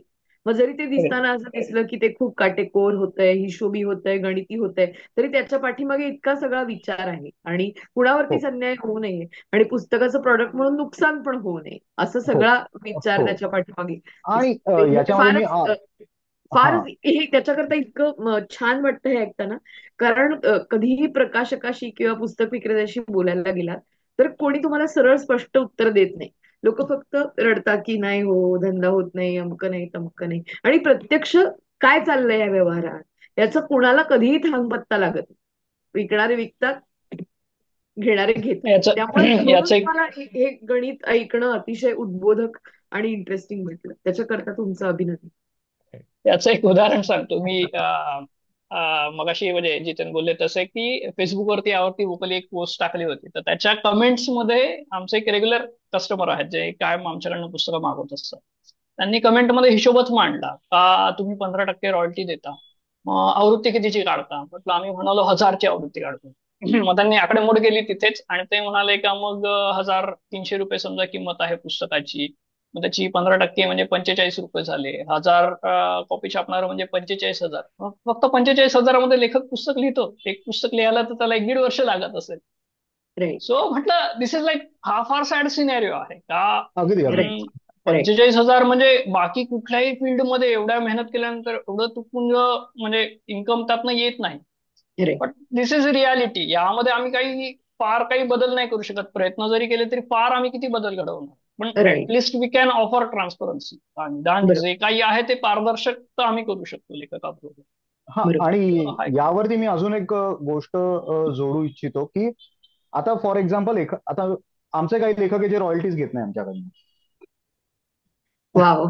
हा, असेही आहेत लोक, मी हे पण सांगतो तुम्हाला. रॉयल्टी घेत नाही. आता रॉयल्टी घेत नाही तर तुम्ही म्हणाल अरे मग प्रकाशकाचा फायदा झाला, प्रकाशकाला जास्त पैसे मिळाले. तर अजिबात नाही. It helps us to reduce the MRP of the book, to be right. Very very frank. हा, म्हणजे तुम्ही म्हणजे लेखकाचा जो त्यांनी सोडलेला फायदा आहे तो तुम्ही वाचकाला करून दिला. Let's say. तुमची रिडेबिलिटी वाढते ना, तुम्ही राईट. कॉम्पिटेटिव्ह प्राइसिंग करू शकता त्याच्याने. आता बरोबर. असहमतीच्या आवाजला आम्हाला हे फंडिंग मिळालं ओके. गोएथ इन्स्टिट्यूट कडनं. आम्ही ते दोन वेगवेगळ्या याच्यामध्ये छापले. एक पेपरबॅक एडिशन केली आणि एक हार्ड कव्हर एडिशन केली. एक 250 रुपयाला पेपरबॅक एडिशन आहे, हार्ड कव्हर 300 रुपयाला. Okay. Hard cover with jacket आहे, त्याच्यामध्ये आम्ही दोघांना बुकमार्क पण दिलेले आहेत. दोन्ही राईट. पुस्तकांनी इंडिव्हिज्युअल वेगवेगळे बुकमार्क आहेत, दोघांचे कव्हर्स वेगळे आहेत. राईट. तर इट हेल्प्स. म्हणजे फंडिंग जर तुम्हाला मिळत असेल तर लोकांना अगदीच वाटू शकते की नाही मग तुम्हाला पैसे मिळाले वगैरे. ते आम्ही पास ऑन करतो. आणि काही काही वेळेला तुम्हाला तुमच्या बरं, आता ह्या सगळ्यामध्ये बरेच ओव्हरहेड्स आहेत ज्याचा आपण कोणीही विचार करत नाही. राईट. पुस्तकं आपण ठेवतो बरोबर. जर मी 1000ची आवृत्ती छापली तर मी पुस्तकं घरामध्ये ठेवणार. राईट. त्याची कॉस्ट कुठेच. होय. भूषण बरोबर. जो वेळ देतोय, राईट. मी जो वेळ देतोय, मार्केट ते अफोर्ड करू शकणार आहे नाही. नाही. 15% तुम्हाला किती पुरेल मला सांग. बरोबर आहे. It just helps you out. म्हणजे मी अजिबात या बाबतीत असं कुठेच नाहीये की वाईट वाटतंय किंवा हे असं काहीतरी ग्रेट आहे, असं अजिबात नाही. हे फक्त प्रयत्न आहे काहीतरी वेगळं करायचं, आणि हे ट्रान्सपरंटली करतं, आणि we are happy about it. म्हणजे आणि वी आर ऍब्सोल्युटली ओपन याबद्दल डिस्कस करायला, चर्चा करायला. यात अजून काही नवीन एक्सपेरिमेंट करायचे असेल तर वी आर ऍब्सोल्युटली ओपन. आणि तेवढे फ्लेक्झिबल आहोत. इथे भूषणही आहे, मी आहे, कोणाशीही बोलू शकतो, असं काहीच नाही. राईट. नाही, कुठल्याही क्षेत्रात बदल होऊन जर हवा असेल आपल्याला, तर मुळात जे बदलायला पाहिजे आहे त्याच्याबद्दल ओपनली बोलणं ही पहिली पायरी असते त्याची. अगदी. त्यामुळे अगदी बरोबर आहे. तुम्ही जर कॉम्पिटेटिव्ह प्राइसिंग मध्ये पुस्तक नाही देऊ शकलात मार्केटमध्ये तर मग काय फायदा आहे त्याचा. ते वाचणारच नाही लोकांपर्यंत करेक्ट. जाणारच नाही. करेक्ट. ऑलरेडीच आपल्या इन जनरलच सेलर्सचा फारच छोटासा एक समूह आहे जो विकतो. तो अजून आपण जर प्राइसिंग हेवी करून जर ते कमी केलं तर it is going to affect a whole industry. म्हणजे आमचं सोडून दे, कलेक्टिव्हली विचार जर केला तर ती अफेक्ट आपल्या सगळ्यांनाच होणार आहे आज ना उद्या. राईट. राईट. मला राईट. याच्यात ना ऍक्च्युली पुढच्या प्रश्नाकडे जायचंय जितेन. तेच म्हणजे हा परफेक्ट सेगवे आहे की कल्याण, म्हणजे आपण बोलत होतो तुमच्या पुस्तकाच्या दुकानाबद्दल, तर कल्याणमधल्या, तर त्या पुस्तकाच्या दुकानाची जागा तुम्ही दोनदा तीनदा बदलली आहे मला वाटते. त्याच्यानंतर दुकानात तशी विशेष गर्दी नसते असं पण आपलं बोलणं झालं होतं. तर हे सगळं जे आहे ते कशामुळे असेल? आणखीन ऑफकोर्स हल्ली बरीच मुलं इंग्लिश मिडियममध्ये शिकतात, तर तो त्याचा भाग असेल का? आपण म्हणजे जसं डिस्कशन होतं की एकूणच वाचन संस्कृती ढासळती आहे वगैरे. तर हे सगळं जे आहे त्याच्याबद्दल तुमचं काय निरीक्षण आहे? आणि पुढच्या 20 एक वर्षात मराठी वाचक कुठे असेल असं तुम्हाला वाटतं?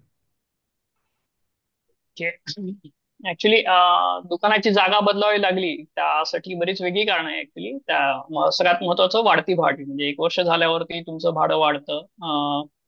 पहिलं वर्षभर तर फार काही असा बिझनेस नव्हताच. म्हणजे श्रीपादनी हेल्प आउट केलं मला म्हणून पपायरसनी सर्व्हाइव्ह केलं. कारण की मी जॉब सोडला होता, माझे जे काही सेव्हिंग्स होते आधीचे ते सगळे वर्षभरामध्ये सगळे गायब झालेले होते. सो श्रीपाद हेल्प आउट करत होता. मग पहिल्यांदा जरा कमी, म्हणजे पहिला जो शिफ्टिंग होता आमचं ते थोडं कमी भाड्याच्या जागेमध्ये होतं. आणि हे जरा जवळची जागा होती, या दोन्ही शेजारी शेजारच्या बिल्डिंग मध्ये होतं. पण मग एक कसं जाणवलं का इथे सेल नाही होते. म्हणजे 2-2.5 वर्ष तिथे काढली, मिनिमाईल कोविड येऊन गेला. आणि मग कदाचित कल्याणमध्ये वेगळ्या लोकेशनला जर शिफ्ट झालो तर इथे रिस्पॉन्स मिळेल का, मग त्या अनुषंगाने एकदा बदलावं लागलं. सो ही कारणं आहेत मेनली त्याच्या मागे. आणि तुम्ही म्हणता ते आहे म्हणजे का, म्हणजे दुकान सुरू करताना काय प्रतिसाद मिळेल याचा जो काही डोक्यामध्ये आकडा होता तो अंदाज म्हणजे माझा पूर्णपणे चुकला होता. हम्म. ऑनलाईन विक्रीचा मी काय फार विचार केला नव्हता दुकान टाकताना तेव्हा. पण अं, पण म्हणजे तू असं म्हणला होतास की कल्याणमध्ये पुस्तकाचं दुकान नव्हतं, म्हणजे हा, तुमचं त्या अर्थाने बऱ्यापैकी पहिल्या दुकानांपैकी एक होतं, राईट? आणि तरी पण तुमचा अंदाज चुकला प्रतिसादाचा. That's what you are saying, right? Yes yes yes yes, म्हणजे हा. सो म्हणजे जुनं कल्याण जे आहे टिळक चौक तिथे, म्हणजे जे सरस्वती ग्रंथ भांडार म्हणून आहे ते दुकान अजून चालू आहे. पण म्हणजे पूर्वी ज्या जोमाने चालायचं त्या जोमाने आता चालत नाही. तर त्याच्या जवळपासच ते दुकान सुरू केलं होतं. जुनं कल्याण आहे तिथे जुने. आणि मेन म्हणजे आमची जी प्रदर्शनं जी झाली होती, ज्या एरियामध्ये झाली होती ती तो हाच एरिया होता. सो या एरियातले कस्टमर तिथे होते. म्हणजे आमचे जे ते प्रदर्शनाला जे तयार झालेले जे कस्टमर होते ते त्या एरियातले होते. सो ते पण येतील हा पण एक विचार होता त्यामागे, म्हणून त्या एरियामध्ये सुरू केलं होतं. पण मग कदाचित शहरं वाढतात तशी घरं बदलतात. मग आम्हाला वाटलं का आता कल्याण जे नवं जे वस्तं आहे पसरतंय तर कदाचित तिकडे तो वाचक शिफ्ट झाला असेल, म्हणून आपण दुसऱ्या एरियात जाऊन बघू म्हणून थोडं कॉलेजच्या शेजारी गेलो, बिर्ला कॉलेजच्या शेजारी गेलो. का कॉलेजचे जो 7-8 हजार विद्यार्थी आहेत त्यातले म्हणजे ते विद्यार्थी येतील, तिकडचे प्राध्यापक येतील. तसं काही झालं नाही. तर तो एक थॉट होता तिथे शिफ्ट होण्याच्या मागे. पण ओव्हरऑल म्हणजे जेव्हा दुकान सुरू केलं तेव्हा एक स्टॅटिस्टिकली विचार केला होता का कल्याणची लोकसंख्या एक 5-6 लाख होती त्यावेळेला, समजा आपण धरून चालू, त्यामधला अगदी 1% जरी वाचक निघाला, म्हणजे 5-6 हजार जरी वाचक निघाले, त्यांनी काय महिन्याला एक जरी पुस्तक घेतलं तरी आपलं भागतंय. म्हणजे त्यामध्ये जे ते होऊन जाईल याच्यामध्ये. पण ते काय तसं काय झालं नाही.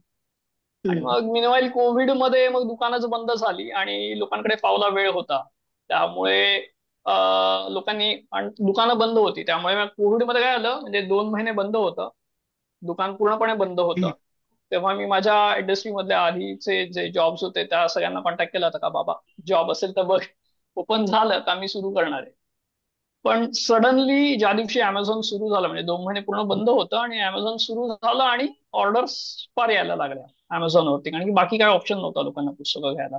त्या राईट. 2-3 महिन्यामध्ये जे कोविड नंतरचं पहिल्या लॉकडाऊन नंतर जेव्हा ओपन अप झालं होतं थोडं मार्केट, तेव्हा अमेझॉनवरती खूप चांगला सेल झाला. आणि मग तेव्हा हा ऑनलाईन सेलिंगचा ऑप्शन पण आपण आधी विचार करायला पाहिजे होता असं वाटलं तेव्हा. पण ठीक आहे, देर से आहे. मग अमेझॉन ऑनलाईन वगैरे हे सगळं सुरू केलं, त्यामुळे सर्व्हाइव्ह झालं ऑनलाईन या सगळ्या विक्रीमुळे. पण या ऑनलाईन विक्रीचे बरेच तोटे आहेत, ते बोलूयात पुढे आपण. आणि तुम्ही सांग असं, सांग सांग पुढे कशाला. ऑनलाईन विक्री बद्दलचा प्रश्न मला विचारायचा होता ओके, ते तुम्ही इंग्लिश की मिडियम मराठी मिडियमचा पण एक मुद्दा होता. अरे हा, हरकत येस, अगदी सॉरी, बोल. नाही. सो आणि हा तुम्ही असं म्हणता तसं का मराठी शाळांची पटसंख्या आता कमी होत चालली, ते अगदीच मान्य. इंग्रजी मिडियम शाळाच आता ज्या काही उघडतात त्या सगळ्या इंग्रजी मिडियमच होत आहे. आणि थोडं म्हणजे कठीणच आहे असं भविष्य, असं स्टॅटिस्टिकली विचार केला तर म्हणता येईल. पण बाकी असे बरेच फॅक्टर्स माझ्या मते प्ले करतात, रोल प्ले करता याच्यामध्ये. म्हणजे आता थोडा मी सिनेमाकडनं आलो त्यामुळे सिनेमाचं उदाहरण मी नेहमी जास्त देत असतो, पहिले देतो. तर आता आपण जर आता बघितलं का तमिळ, तेलुगू, मल्याळम, बंगाली या भाषामधला जो सिनेमा आहे तो आता तयार होतोय आणि OTT मुळे त्याला खूप चांगले म्हणजे प्रेक्षकही मिळत आहे. सो तिथे खूप चांगला आता प्रादेशिक चित्रपट तयार होतोय. आणि तिथे हा प्रॉब्लेम आहेच, म्हणजे फक्त इंग्रजी मिडियम फक्त महाराष्ट्रातच वाढतायत शाळा अशातलं भाग नाही. या सगळ्या राज्यांमध्ये हा प्रॉब्लेम आहेच. पण चांगला प्रादेशिक सिनेमा तयार होतोय त्यामुळे तुमच्या जी मायभाषा आहे त्याच्याशी एक परत लोक वळत आहेत त्या भाषेकडे. सो या अशा बाकी बऱ्याच गोष्टी आहेत ज्या रोल प्ले करतात. म्हणजे यामुळे वळायला हरकत नाही अजून आपल्या मातृभाषेकडे असे बरेच वाचक. तो एक हे आहे. आणि म्हणजे असं आमचा श्रीपाद स्वतः इंग्रजी मिडियम मधनं शिकलेला आहे, सेमी इंग्लिश मध्ये, आणि तो आता मराठी प्रकाशक आहे. सो हा इतका महत्वाचा मुद्दा मला वाटत नाही. म्हणजे ओके. ऍटलिस्ट जी आता सर्व्हायव्हिंग जी आकडेमोड आहे मराठी व्यवहाराला घेऊन, ग्रंथ व्यवहाराला घेऊन बघितली तर पॉप्युलेशन वाढते आहे. तोही एक मुद्दा आहेच. So number of readers may not increase, पण तो कॉन्स्टंट राहील माझ्या मते, असं जो काही आहे तो. हे फारच असं आशावादी म्हणजे चित्र असं मला वाटतं. आशावादी आहे, दुकान चालवायचंय मला, बंद करायचं नाहीये, त्यामुळे आशावादी राहणं भाग नाही, आहे. आहे. यामध्ये म्हणजे जस्ट टू ऍड इट की ENYचा 2021 साली काहीतरी रिपोर्ट आलेला की इंडियन पब्लिशिंग इंडस्ट्री सगळं म्हणजे पब्लिशिंग मध्ये फक्त नॉट लिटरेचर सगळंच म्हणजे पाठ्यपुस्तकं वगैरे सगळं सगळं काहीतरी 500 का 400 बिलियनची आहे आणि ती 2024 पर्यंत 700-800 बिलियनची होणार आहे असं ENYने रिपोर्टमध्ये सांगितलं होतं. आता ते झाली का नाही माहित नाही, आपल्याकडे ती आकडे आहेत, इझिली अवेलेबल आहेत, तर मला तरी सापडले नाहीत, असतील कदाचित. पण मग ही आशा आहे, नाही अशातला अजिबातच भाग नाही. अं, पण मग त्याच्यामध्ये आता आपण कसं डिराईव्ह करणार, डिराईव्ह मेकॅनिझम आपल्याकडे तसं काही आहे का, किंवा आपण तसं काही करू शकतो का? आता दुकानं हळूहळू हळूहळू बंद होतात आहे, तर पुस्तकाची. पुस्तकाची, तर हे असे बरेचसे छोटे छोटे मोठे मुद्दे आहेत. त्याच्यामध्ये तुम्ही टॅक्सेशनचं प्रकरण कसं हाताळताय, तुम्ही कसं हे करताय. तर कस्टम्स वरती 2019ला काहीतरी म्हणजे तुम्ही जर बाहेरचे एडिशन्स इंडियात आणल्या तर 5% कस्टम्स ड्युटी होती. तर अच्छा. असे हा हा तर मग मग ते आता इंडियन प्रोडक्शनच करा, म्हणजे त्यावेळेला कारण दिलं गेलं होतं की इंडियाच्या पब्लिशिंग इंडस्ट्रीला त्याच्याने उठाव मिळेल. 5% कस्टम्स ड्युटीने काय उठाव मिळणार आहे मला नाही माहिती. ओके. ट्रू. तर तुम्ही म्हणताय तसं आशावादी राहता आलं आणि ते खरंच तशा प्रकारच्या घडामोडी घडल्या तर फारच चांगलं होईल. But we don't know, let's see. So online पुस्तक विक्रीबद्दल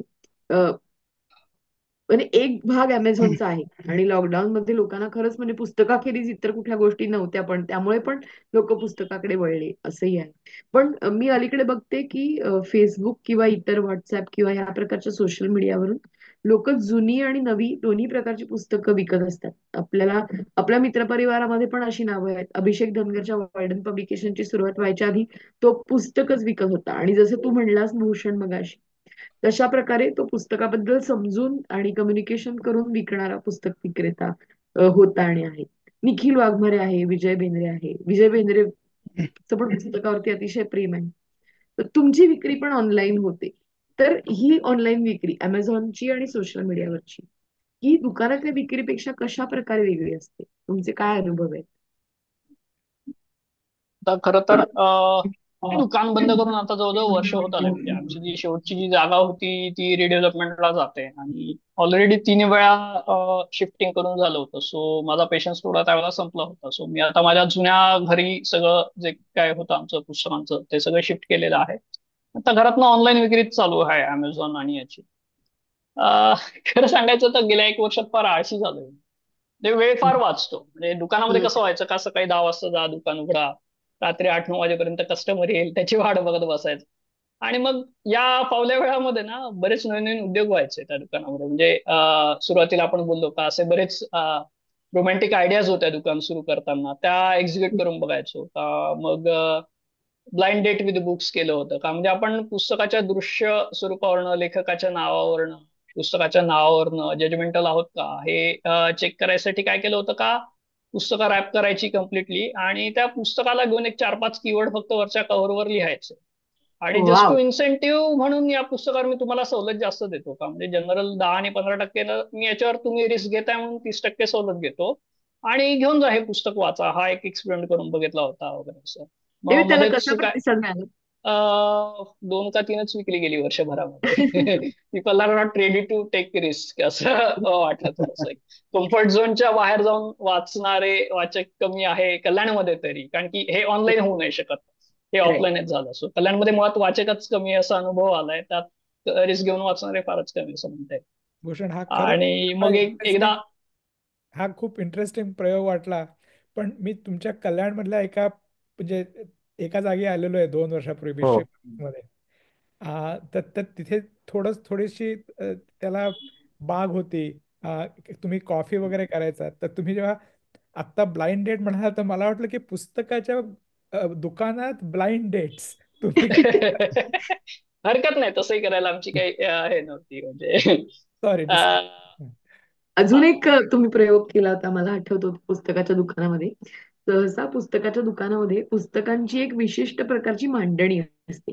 म्हणजे एक लेखक त्याची हम्म, सगळी पुस्तकं एका ठिकाणी सापडतील, हम्म, किंवा जर विनोदी साहित्य असेल तर ते एका ठिकाणी सापडेल, किंवा हिंदी भाषेतलं साहित्य असेल तर ते एका ठिकाणी सापडेल.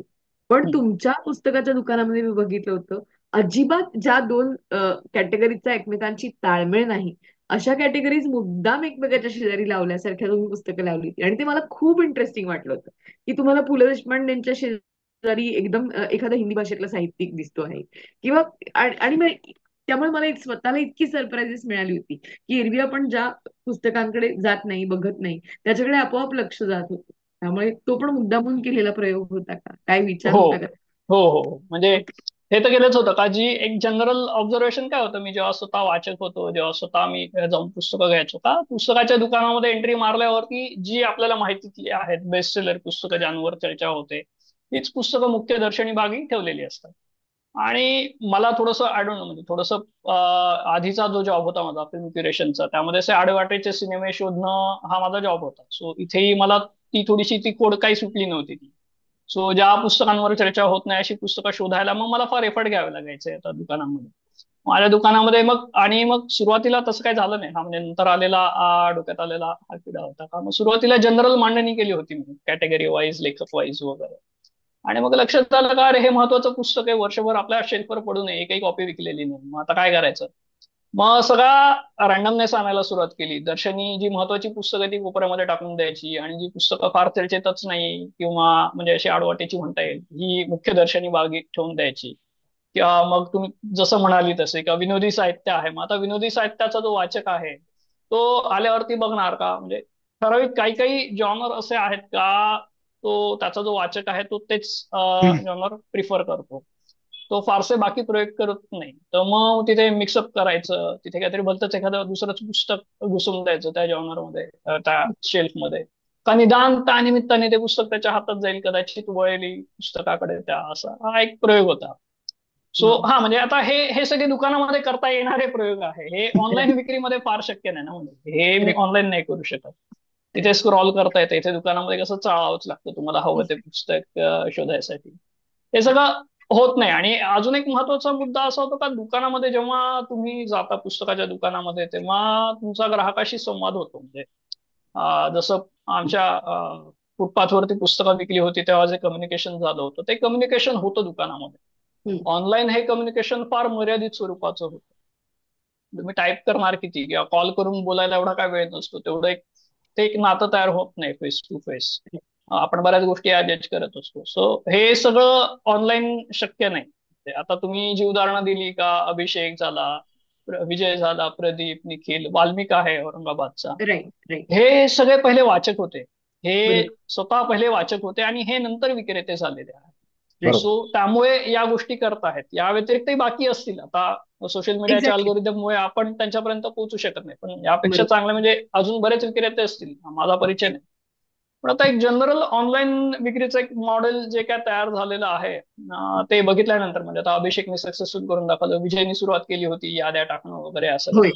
आणि मग याला चांगला म्हणजे चांगला प्रतिसाद मिळतोय, चांगला सेल होतोय, हे बघून गेल्या 2-3 वर्षामध्ये एक ऑब्झर्वेशन आहे माझं, काय ऑनलाईन विक्रेत्यांचा ना असं एक पीकच आलेलं आहे का, म्हणजे मध्ये कसं ते कल्याणमध्ये म्हणे होते 30-40 येवले अमृततुल्य चहा उघडले होते, दर कोपऱ्यावरती एक फ्रँचायझी कन्सेप्ट आला होता, आणि मग करेक्ट. प्रत्येक गल्लीमध्ये एक येवले अमृततुल्य, तसं खूप असे ऑनलाईन विक्रेते खूप वाढले होते. म्हणजे मला मध्ये फेसबुकवरती एक ऍड आली होती, आणि त्याचं टॅगलाईन अशी होती का, तुम्हाला सोशल मीडिया वापरता येतं, मग तुम्ही घर बसल्या बसल्या पुस्तक विक्रेते होऊ शकता.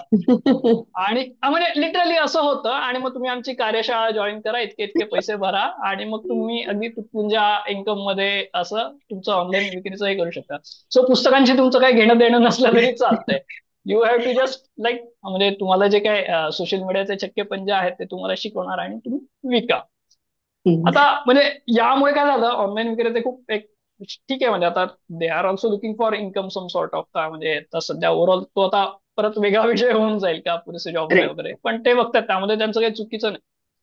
पण आता मग होतं काय का, ही जी आडवाटीची पुस्तकं आहेत, म्हणजे ऑनलाईन विक्रेत्यांचं कसं असतं का, त्यांच्याकडे स्टॉक ते फार गोळा करत नाही. म्हणजे ते काय नवीन पुस्तक येत आहे त्याची ते मार्केटिंग करणार, आणि मग त्या अनुषंगाने ती पुस्तकं घेणार आणि विकणार. They don't have stock. मग जो काही स्टॉक आहे नवीन पुस्तक आलं मग त्याचा व्हॉट्सअपवर आणि फेसबुकवरती आपला बडीमार करत सुटतात, स्पॉन्सर्ड ऍड राईट टाकणार, दिवसाला राईट 2-2, 3-3 पोस्ट टाकणार.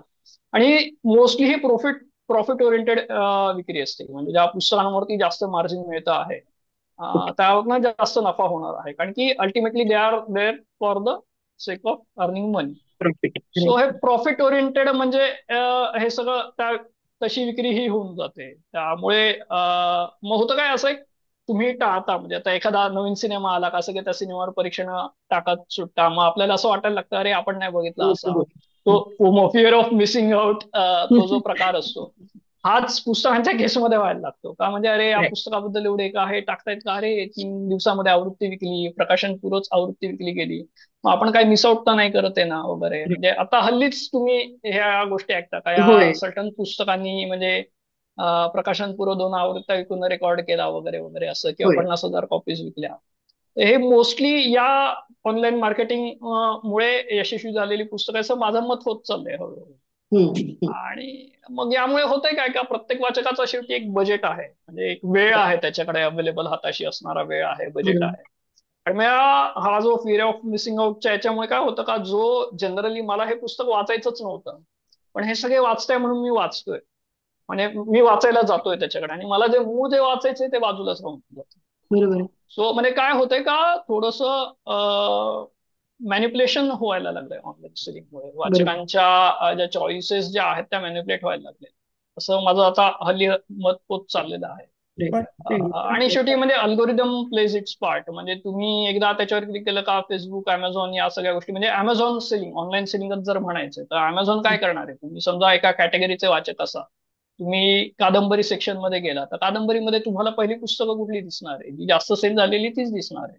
राईट तुम्ही एखादा कीवर्ड जर सर्च केला तर तो मेटा डेटा अमेझॉन स्टोअर करणार आहे तुमच्या नावाने आणि अकॉर्डिंगलीच रिझल्ट दाखवणार आहे. सो जे काय असं दुकानामध्ये जे होऊ शकतं का, म्हणजे मी जे प्रयोग केले तसे, किंवा एरवी होऊ शकतं का एखादं पुस्तक तुम्हाला माहितीच नाहीये आणि असं राईट दुकानात ते हाताशी लागतं असं, आणि अरे काय घबाड सापडलं. आणि हा जो मोमेंट असतो हा तुम्हाला एक वाचक म्हणून एक ग्रेट फिलिंग देणारा असतो, पुस्तकांची पुन्हा जोडणारा जो मोमेंट असतो हा ऑनलाईन सेलिंग मध्ये फार म्हणजे ही होण्याची शक्यता फार कमी वाटते मला. तर सो राईट हा खूप मोठा ड्रॉबॅक आहे ऑनलाईन सेलिंगचा. जर मला एक दोन फॉलोअप प्रश्न की स्वतःचं जर इंडिपेंडंट तुम्ही जसं फिजिकल बुकशॉप काढलं हा तसंच व्हर्च्युअल पपायरसची जी तुमची जी वेबसाईट आहे त्याच्यावरती जितेन यू आर फ्रोझन. हा आता पुन्हा ऐकू येईल मला वाटतं. हा आवाज येत नाहीये पण अच्छा आता येतोय का? होय हो आता हा. तर माझा प्रश्न असा होता की पपायरसची तुम्ही जर स्वतःचं जर ऑनलाईन पुस्तकाचं दुकान काढलं तर त्याच्यामध्ये ह्या जो रँडमनेस इंट्रोड्यूस करायचा आहे लोकांना वेगवेगळ्या गोष्टी दाखवायच्या किंवा तिथे स्वतःचा ब्लॉग करायचा आणि ही जी रिलेशनशिप तुमची फिजिकल याच्यामध्ये असायची त्याचा एक व्हर्च्युअल जास्ती 1-to-1 भाग करायचा असा प्रयोग करण्याचा विचार आहे का किंवा याच्याबद्दल विचार केलाय का हा पहिला प्रश्न. आणि दुसरा प्रश्न असा की म्हणजे प्रॉफिट मोटिव्हनी ही लोक करतायत हे आहेच पण आपण जेव्हा सुरुवात केली प्रोग्रामला तेव्हा तुम्ही म्हणालात की हे जरा रोमॅन्टिसिझम बाजूला ठेवून हे ही वस्तू आहे आणि हा धंदा आहे याच्याकडे आपल्याला बघायला पाहिजे. तर hmm, in some sense isn't it success की ही लोक करतायत बाबा आणि की त्याच्यातनं होतोय फायदा. तर ह्या हम्म. दोन्हीचं रिकन्सिलिएशन कसं करायचं? पहिल्या प्रश्नाबद्दल बोलायचं तर मी फार असा सोशल मीडिया सावी नाहीये, म्हणजे फार असा कधीतरी महिन्यात एखादी पोस्ट टाकणार, एखाद दुसरी कमेंट टाकणार. सो हा अख्खा अनुभव ऑनलाईन क्रिएट करता येईल का याबद्दल फार असा विचार बेस्ट हा नाही मला तुला फक्त सांगायचं होतं की फक्त फेसबुक किंवा इन्स्टा किंवा सोशल मीडिया वापरायला पाहिजे असं नाही. अलीकडे काही पुस्तक दुकानांच्या वेबसाईट बघितल्या मी जी तशी मेनस्ट्रीम पुस्तक दुकानं नाहीयेत. उदाहरणार्थ चटकन नाव आठवतं ते बेंगलोर मधलं चंपका बुक स्टोअर ते गोव्यात पण आहे पण त्यांची वेबसाईट इतकी वेगळी आहे आणि त्यांनी स्वतःची म्हणजे एस्पेशली कोविडच्या काळामध्ये त्यांनी काही स्कीम्स इंट्रोड्यूस केल्या की तुम्ही आमच्याकडून मेंबरशिपच्या. पुस्तकं विकत घ्या आणि आम्ही तुम्हाला येस. 10 नावं सुचवतो एखाद्या जॉनरमधली, ती पुस्तकं विकत घ्या. ते सगळे नावं तुम्हाला हवी असतील असं नाही, ती आम्ही सिलेक्ट केलेली असतील आणि तुम्हाला करेक्ट. अनोळखी असलेले लेखक आणि पुस्तकं त्याच्यातून मिळतील. त्यांनी स्वतः क्युरेट करायला सुरुवात केली. तर बरोबर. अशा प्रकारच्या गोष्टी करणं शक्य आहे. आपण हम्म. जस्ट एखाद्या गोष्टीचा किंवा पुस्तकाचा मारा करणं किंवा दिवसाला 4-4, 5-5 पोस्ट लिहिणं फक्त एवढाच एक मार्ग आहे मार्केटिंगचा असं नाही. ह्याच्यापेक्षा एक्झॅक्टली. वेगळे प्रयोग पण लोक आपल्या वेबसाईटच्या एक्झॅक्टली. माध्यमातून करतायत. Yes, that's yes. Definitely a new way out. Definitely. पण म्हणजे वेबसाईटला परत हा मुद्दा येतोच का तुमच्या सगळ्या वेबसाईट परत आर्टिफिशियल इंटेलिजन्सचाच भाग आहे. So they are going to manipulate your choices जे काही येणार बरोबर आहेत ते. बरोबर. चॅम्पकानी जो रोल केला, मी स्वतः एक त्यांच्याकडनं पॅकेट मागवलं होतं या बॉक्सेसचं. सो अच्छा. आणि मला म्हणजे त्यातल्या आता बरेच म्हणजे कितीच ते गेस करणार ना मला ऑनलाईन माझ्या याच्यावरती. So Correct. तुम्ही जर माझे आधी ऑफलाईन विक्रे कस्टमर असाल तर मी कुठेतरी तुमच्या चॉईसेस मला माहिती आहे किंवा चला मी सिस्टम मध्ये डेटाही हे करेन. Right. पण समहाऊ म्हणजे तिथे सॅटिस्फॅक्शन कितपत अचीव करता येईल मला हा प्रश्नच आहे. पण तो डेटा काढून म्हणजे याच्यावरती सर्वे व्हायला पाहिजे, हरकत नाही म्हणजे सर. बरोबर. आणि अजून जे सॉरी सर आधी पहिला प्रश्न काय होता सॉरी? नाही म्हणजे हे दोन्ही ऑनलाईन रिक्रिएशन. हा सॉरी. हा सो आणि ऑनलाईन रिक्रिएशन आता म्हणजे करायला हरकत नाही. पण आता जसं मी म्हणालो का मी माझ्या शॉपवरती प्रयत्न करून बघितले ब्लाइंड डेट्स विथ बुक किंवा अशा प्रकारचे, पण त्याला फार काही रिस्पॉन्स मिळाला नव्हता. त्यामुळे बेसिकली मला एक तर फक्त ऑनलाईन आता ही विक्री करताना मला कायम गिल्टीच वाटत असतं का म्हणजे सो मी थोडासा असा कचरतोच या सगळ्या गोष्टींना आणि मग मध्येच गायब होतो 2-3 आठवडे, मग काही यादी टाकत नाही, पोस्ट टाकत नाही आणि मग परत येतो. सो तो मुद्दा आहेच. मला म्हणजे पर्सनली ही जी ट्रॅडिशनल विक्री आहे ऑनलाईन विक्री असावी, अमेझॉन असावंच, पण ते सपोर्टिव्ह असावं. म्हणजे आता हल्ली जो प्रवास होत चाललाय का दुकानं बंद पडत चालली आणि सगळं ऑनलाईन होत चाललंय, सो ते कुठेतरी मार्क वाटतं.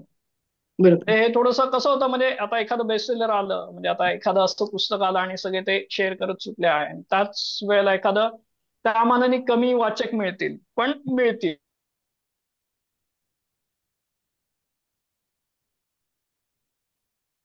ते पुस्तक चूज करणार आहात. म्हणजे असा बहुतेक आता खूप खरेदी करणारे वाचक कमी आहे. महिन्याला 2-3 पुस्तकं घेणारे वाचक कदाचित जास्त असतील आणि मग त्यांनी चल आता इथे 25% डिस्काउंट मिळतोय, हे नवीन आलेलं पुस्तक इथे 10-15%च मिळतो आहे, हे आपण नंतर घेऊया, हा 25% नंतर कदाचित मिळणार नाही, हा मी आता घेतला.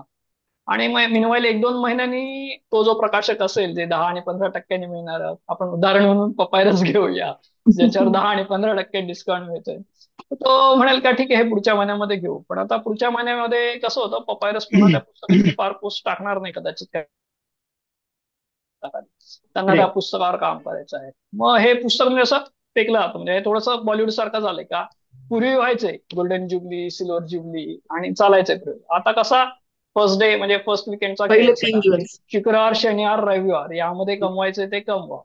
ते वर्षाला 400 सिनेमे बनत असतील तर त्यातले 40 सिनेमे त्या रविवारच्या पुढे सर्व्हाइव्ह करू शकतात. सो असं होत चाललंय हे. म्हणजे आय डोंट नो म्हणजे मग काही पुस्तकांना ओव्हर द पिरियड मग नंतर मग यांना मग रिलाय करावं लागतं पुरस्कारांसाठी किंवा मग सोशल मीडियावरती कोणी लिहितंय यासाठी वगैरे. पण ही मार्केटिंगचा जो भाग आहे हा डॉमिनेट करतो. म्हणजे ही अशी जी बेस्ट सेलर मार्जिन ओरिएंटेड जी पुस्तकं आहेत ती. मला वाटतं याला उत्तर कदाचित लायब्ररी कल्चर वाढवणं हे असू शकेल, जेणेकरून पुस्तकं तुम्हाला सातत्याने उपलब्ध राहतील. पण तो फारच मोठा मुद्दा आहे. Let's not go. ऍक्सेसिबिलिटीचा हा मोठा हे आहे. Right right. पण नाही जितेंनी मगाशी ज्या मुद्द्याकडे लक्ष वेधलं त्याची आठवण करून देते. तू सुरुवातीला म्हणला होतास की आपण ह्याच्याकडे प्रॉडक्ट म्हणून बघूया आणि आता तू असंही म्हणतोयस की लोक ह्याच्याकडे फक्त प्रॉफिटच्या दृष्टीने बघतात.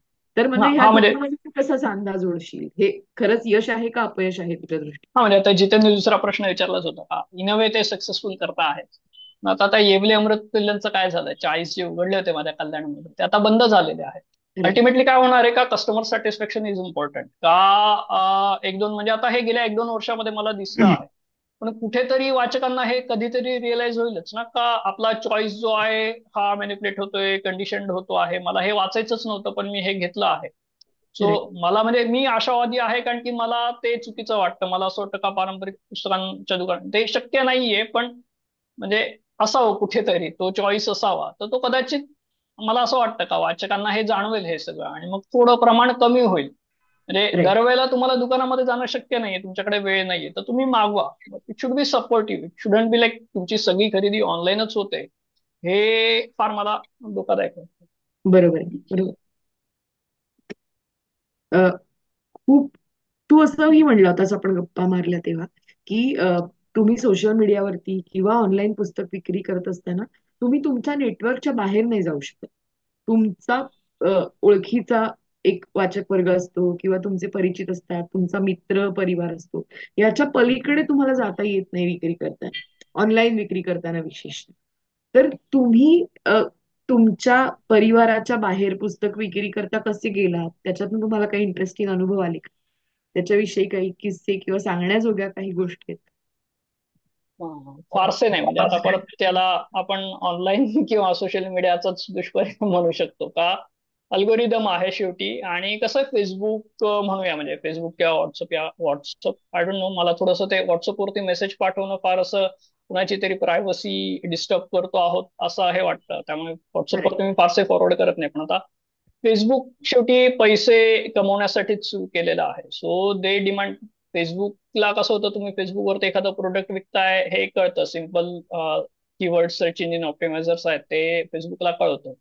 आणि म्हणजे हे जस्ट ऑब्झर्वेशन आहे, आय एम नॉट शुअर म्हणजे हे खरंच असं होतं का. पण जेव्हा तुम्ही फेसबुकवरती एखाद्या प्रोडक्टची विक्री करायला लागतं, तेव्हा फेसबुक तुम्हाला या पुस्तकाची पेड जाहिरात करा वगैरे असे सजेशन्स वगैरे द्यायला सुरुवात करतात. दे नो का you are selling and you are making money out of it. त्यामुळे मग तुम्हाला ते स्पॉन्सर्ड ऍड करणं वगैरे हे करावं लागतं. आणि मग तो तुमचा रिच ऑटोमॅटिकली कमी होतो. तो वाढवण्यासाठी मग तुम्ही पैसे भरा, रिच वाढवा वगैरे अशा स्वरूपाचे तुम्हाला ऑटोमॅटिक. म्हणजे मी पोस्ट टाकतोय 6 वाजता आणि 6 वाजून 10 मिनिटांनी मला फेसबुकचं नोटिफिकेशन देतं का ही पोस्ट अजून 1,000 लोकांपर्यंत पाठवा, 400 रुपये द्या आम्हाला, अशा स्वरूपाची. So Right. हे लिमिटेशन्स आहेत, एक्झिस्टिंग आहेत त्या सिस्टीम मध्ये. सो त्यामुळे सर्कलच्या बाहेर फार असे पोहोचत नाही, म्हणजे असे तो एक म्हणता कदाचित येईल त्या. ही जी मर्यादा तू सांगतो आहेस, कदाचित नाही, that will be actually good. मी पण फार म्हणजे सोशल मीडियाला घेऊन फार मर्यादित माझा वापर आहे. त्यामुळे कदाचित मला असं वाटत असेल किंवा मी स्वतःहूनच बाऊ करतो या गोष्टीचा, त्यामुळे असेल हे. नाही नाही, कधी कधी असं असतं की काही मर्यादा ज्या असतात एखाद्या हा. गोष्टीतल्या, त्याचाच आपल्याला फायदा होतो आणि कालांतराने त्यातलं जे तण असतं ते बाजूला पडतं हम्म, आणि पुन्हा लोक ट्रॅडिशनल व्यवहाराकडे वळतात. कदाचित हम्म. तसंही होईल. Who knows? होऊ शकतो, Let's होऊ see. शकतो, व्हावं विश्वल थिंकिंग. एक्झॅक्टली. बेस्ट. कारण आम्ही वसीम बारी मणेरशी बोलत होतो, झुंकुळाचा लेखक, आणि तो म्हणत होता की आपल्याला असं वाटतं की सोशल मीडियामुळे लोकांचा अटेन्शन स्पॅन कमी झालाय, पण माझ्या खात्री आहे की ही पण एक फेज आहे.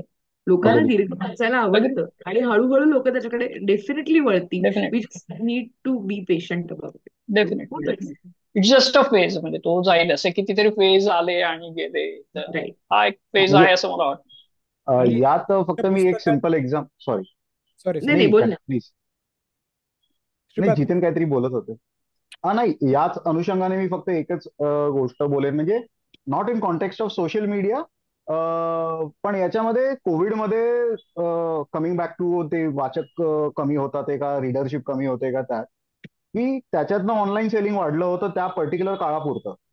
म्हणजे अगदीच पपायरस घेतलं गेलं तर पपायरसला त्यावेळेला बऱ्यापैकी तो म्हणाला होता, भूषण म्हणाला की मी जॉब शोधायला सुरुवात केली होती. मी लॉस मध्ये होतो. लॉस मध्ये बिफोर होतं, कोविड मी लॉस मध्ये होतो. कोविड नंतर जी ऑनलाईन सेलिंग झाली तेव्हा सेलिंग कुठे झाली. मी इव्हन आउट करायला लागलो. म्हणजे काहीतरी एक्झॅक्टली, अरे एक्झॅक्टली. बाबा ह्या महिन्याला 2,000 सुटले, 5,000 सुटले असं म्हणता आलं. नाहीतर आधी मग मला महिन्याच्या एंडला भाडं भरताना अरे श्रीपाद थोडे देतो का, ही कंडिशन आलेली होती. सो म्हणजे हा तर मी अगेन्स्ट नाहीये त्याच्या. माझं हेच म्हणणं आहे की इट शुड बी सपोर्टिव्ह. बरोबर. पण हा मला त्याच अनुषंगाने ती रीडरशिपही त्या मोमेंटला वाढली होती. मग ते काही असे रेग्युलर रीडर्सच होते. फक्त त्यावेळेला आता त्यांच्याकडे त्यावेळेला सोशल मीडिया किंवा ओटीटीचा ऑप्शन होताच की घरी बसून, तरी राईट ते पुस्तकाकडे वळाले, म्हणजे दे वर रीडर्स, राईट. Right right. मग ही फेज जी आहे, सेम मला असं वाटतंय की सोशल मीडियावरनं कुठेतरी ट्रॅडिशनल बुकशॉप किंवा फिजिकल बुकशॉपकडे येण्याची नक्कीच शक्यता आहे. यामध्ये मला नेहमी भीती वाटते, ती मी शेअर करू इच्छितो. मी नेहमी भूषणला विचारतो, सध्याच्या इकॉनॉमिक कंडिशनला घेऊन मला नेहमी हा प्रश्न पडलेला आहे की एखाद्या वाचकाला तो कुठल्याही याच्यातनं येऊ दे, म्हणजे आर्थिक याच्यातनं म्हणा किंवा त्या क्लासमधनं येऊ दे, इकॉनॉमिक वाईज, त्याच्यासाठी पुस्तक ही तितकी गरजेची वस्तू राहील का, हा मला नेहमी भीतीदायक प्रश्न वाटतो आणि मनाला तो खातो. मी नेहमी भूषणला म्हणतो की आपण ठीक आहे, आपण सगळं हे करतोय करतोय करतोय, पण अशी एक मोमेंट येऊ शकते का इकॉनॉमिक क्रायसिसमुळे, की मग नाही, हे पुस्तक तितकं महत्वाचं नाहीये, आधी पोट. त्यावेळेला आपलं काय आपण. हम्म. म्हणजे मला हा एक. हा, जर माझं तुम्हाला मत हवं असेल तर मला असं वाटतंय की पुस्तक ही नेहमीच चैनीची गोष्ट राहत गेलेली आहे. आणि नाही म्हटलं तरी जी आपली गेल्या 20-30 वर्षात भारताची इकॉनॉमी ज्या प्रकारे वाढत आहे, हा चैनीचं इन्कम असणारा वर्ग वाढतोय. त्याच्यामुळे माझ्या मते म्हणजे जी लोक पूर्वी पुस्तकं विकत घ्यायची त्या लोकांची क्रयशक्ती वाढली आणि वाढतच जाणार आहे. म्हणजे विषमता वाढते हे ही गोष्ट आपण बाजूला ठेवूया, पण त्या वर्गाची क्रयशक्ती वाढते. पण ते OTT वरती ते पैसे हे करणार आहेत का, पुस्तकावरती करणार आहेत का, दुसऱ्या कशावरती करणार आहेत, हा प्रश्न आहे. आणि मी Right. मगाशी जे म्हणत होतो, म्हणजे तुम्ही म्हणालात की हा एक फेजच असू शकेल, तर ते ऐकून मला हसू आलं आणि म्हणजे अगदी मला छान वाटलं. कारण तुमच्या पुस्तकाच्या म्हणजे प्रकाशनाचं नावच पपायरस आहे. त्याच्यानंतर सगळे फेजेसच आहेत. There since 5000 years. खूप खूप मजा आली. खूप गोष्टी कळल्या आणि आभार मानणं खरं तर जाम फॉर्मल वाटतंय, पण थँक्यूच. म्हणजे अजून काय Thank you. म्हणणार? नाही, काय नाही, म्हणजे आम्ही काहीतरी जस्ट काहीतरी करायचा प्रयत्न करतोय, जस्ट बरोबर चुकीचं माहित नाही. Right. काहीतरी वेगळं किंवा आम्हाला जे वाटतंय की असं व्हायला, हे फक्त आम्हाला वाटतंय म्हणून आम्ही करायचा प्रयत्न करतोय. That's it. म्हणजे नाही, पण म्हणजे बोलल्याशिवाय आपल्याला आपल्यासारखे लोक, हा, आपल्यासारखे मित्र हो कसे ते आहेच. भेटतील? संवाद महत्वाचा आहे, कॉन्व्हर्सेशन Right. महत्वाचाच आहे. पुस्तकाचं भौतिक रूप आणि त्याची निर्मिती प्रक्रिया आणि त्याच्याबद्दलचे तुमचे विचार, हे याच्याबद्दल तुमच्याशी अजून गप्पा मारायच्या, पण तो एक स्वतंत्र भागाचा विषय. त्यामुळे त्याच्याकरता आपण परत भेटूया. आपण इथे थांबूया. थँक्यू नक्की. So much.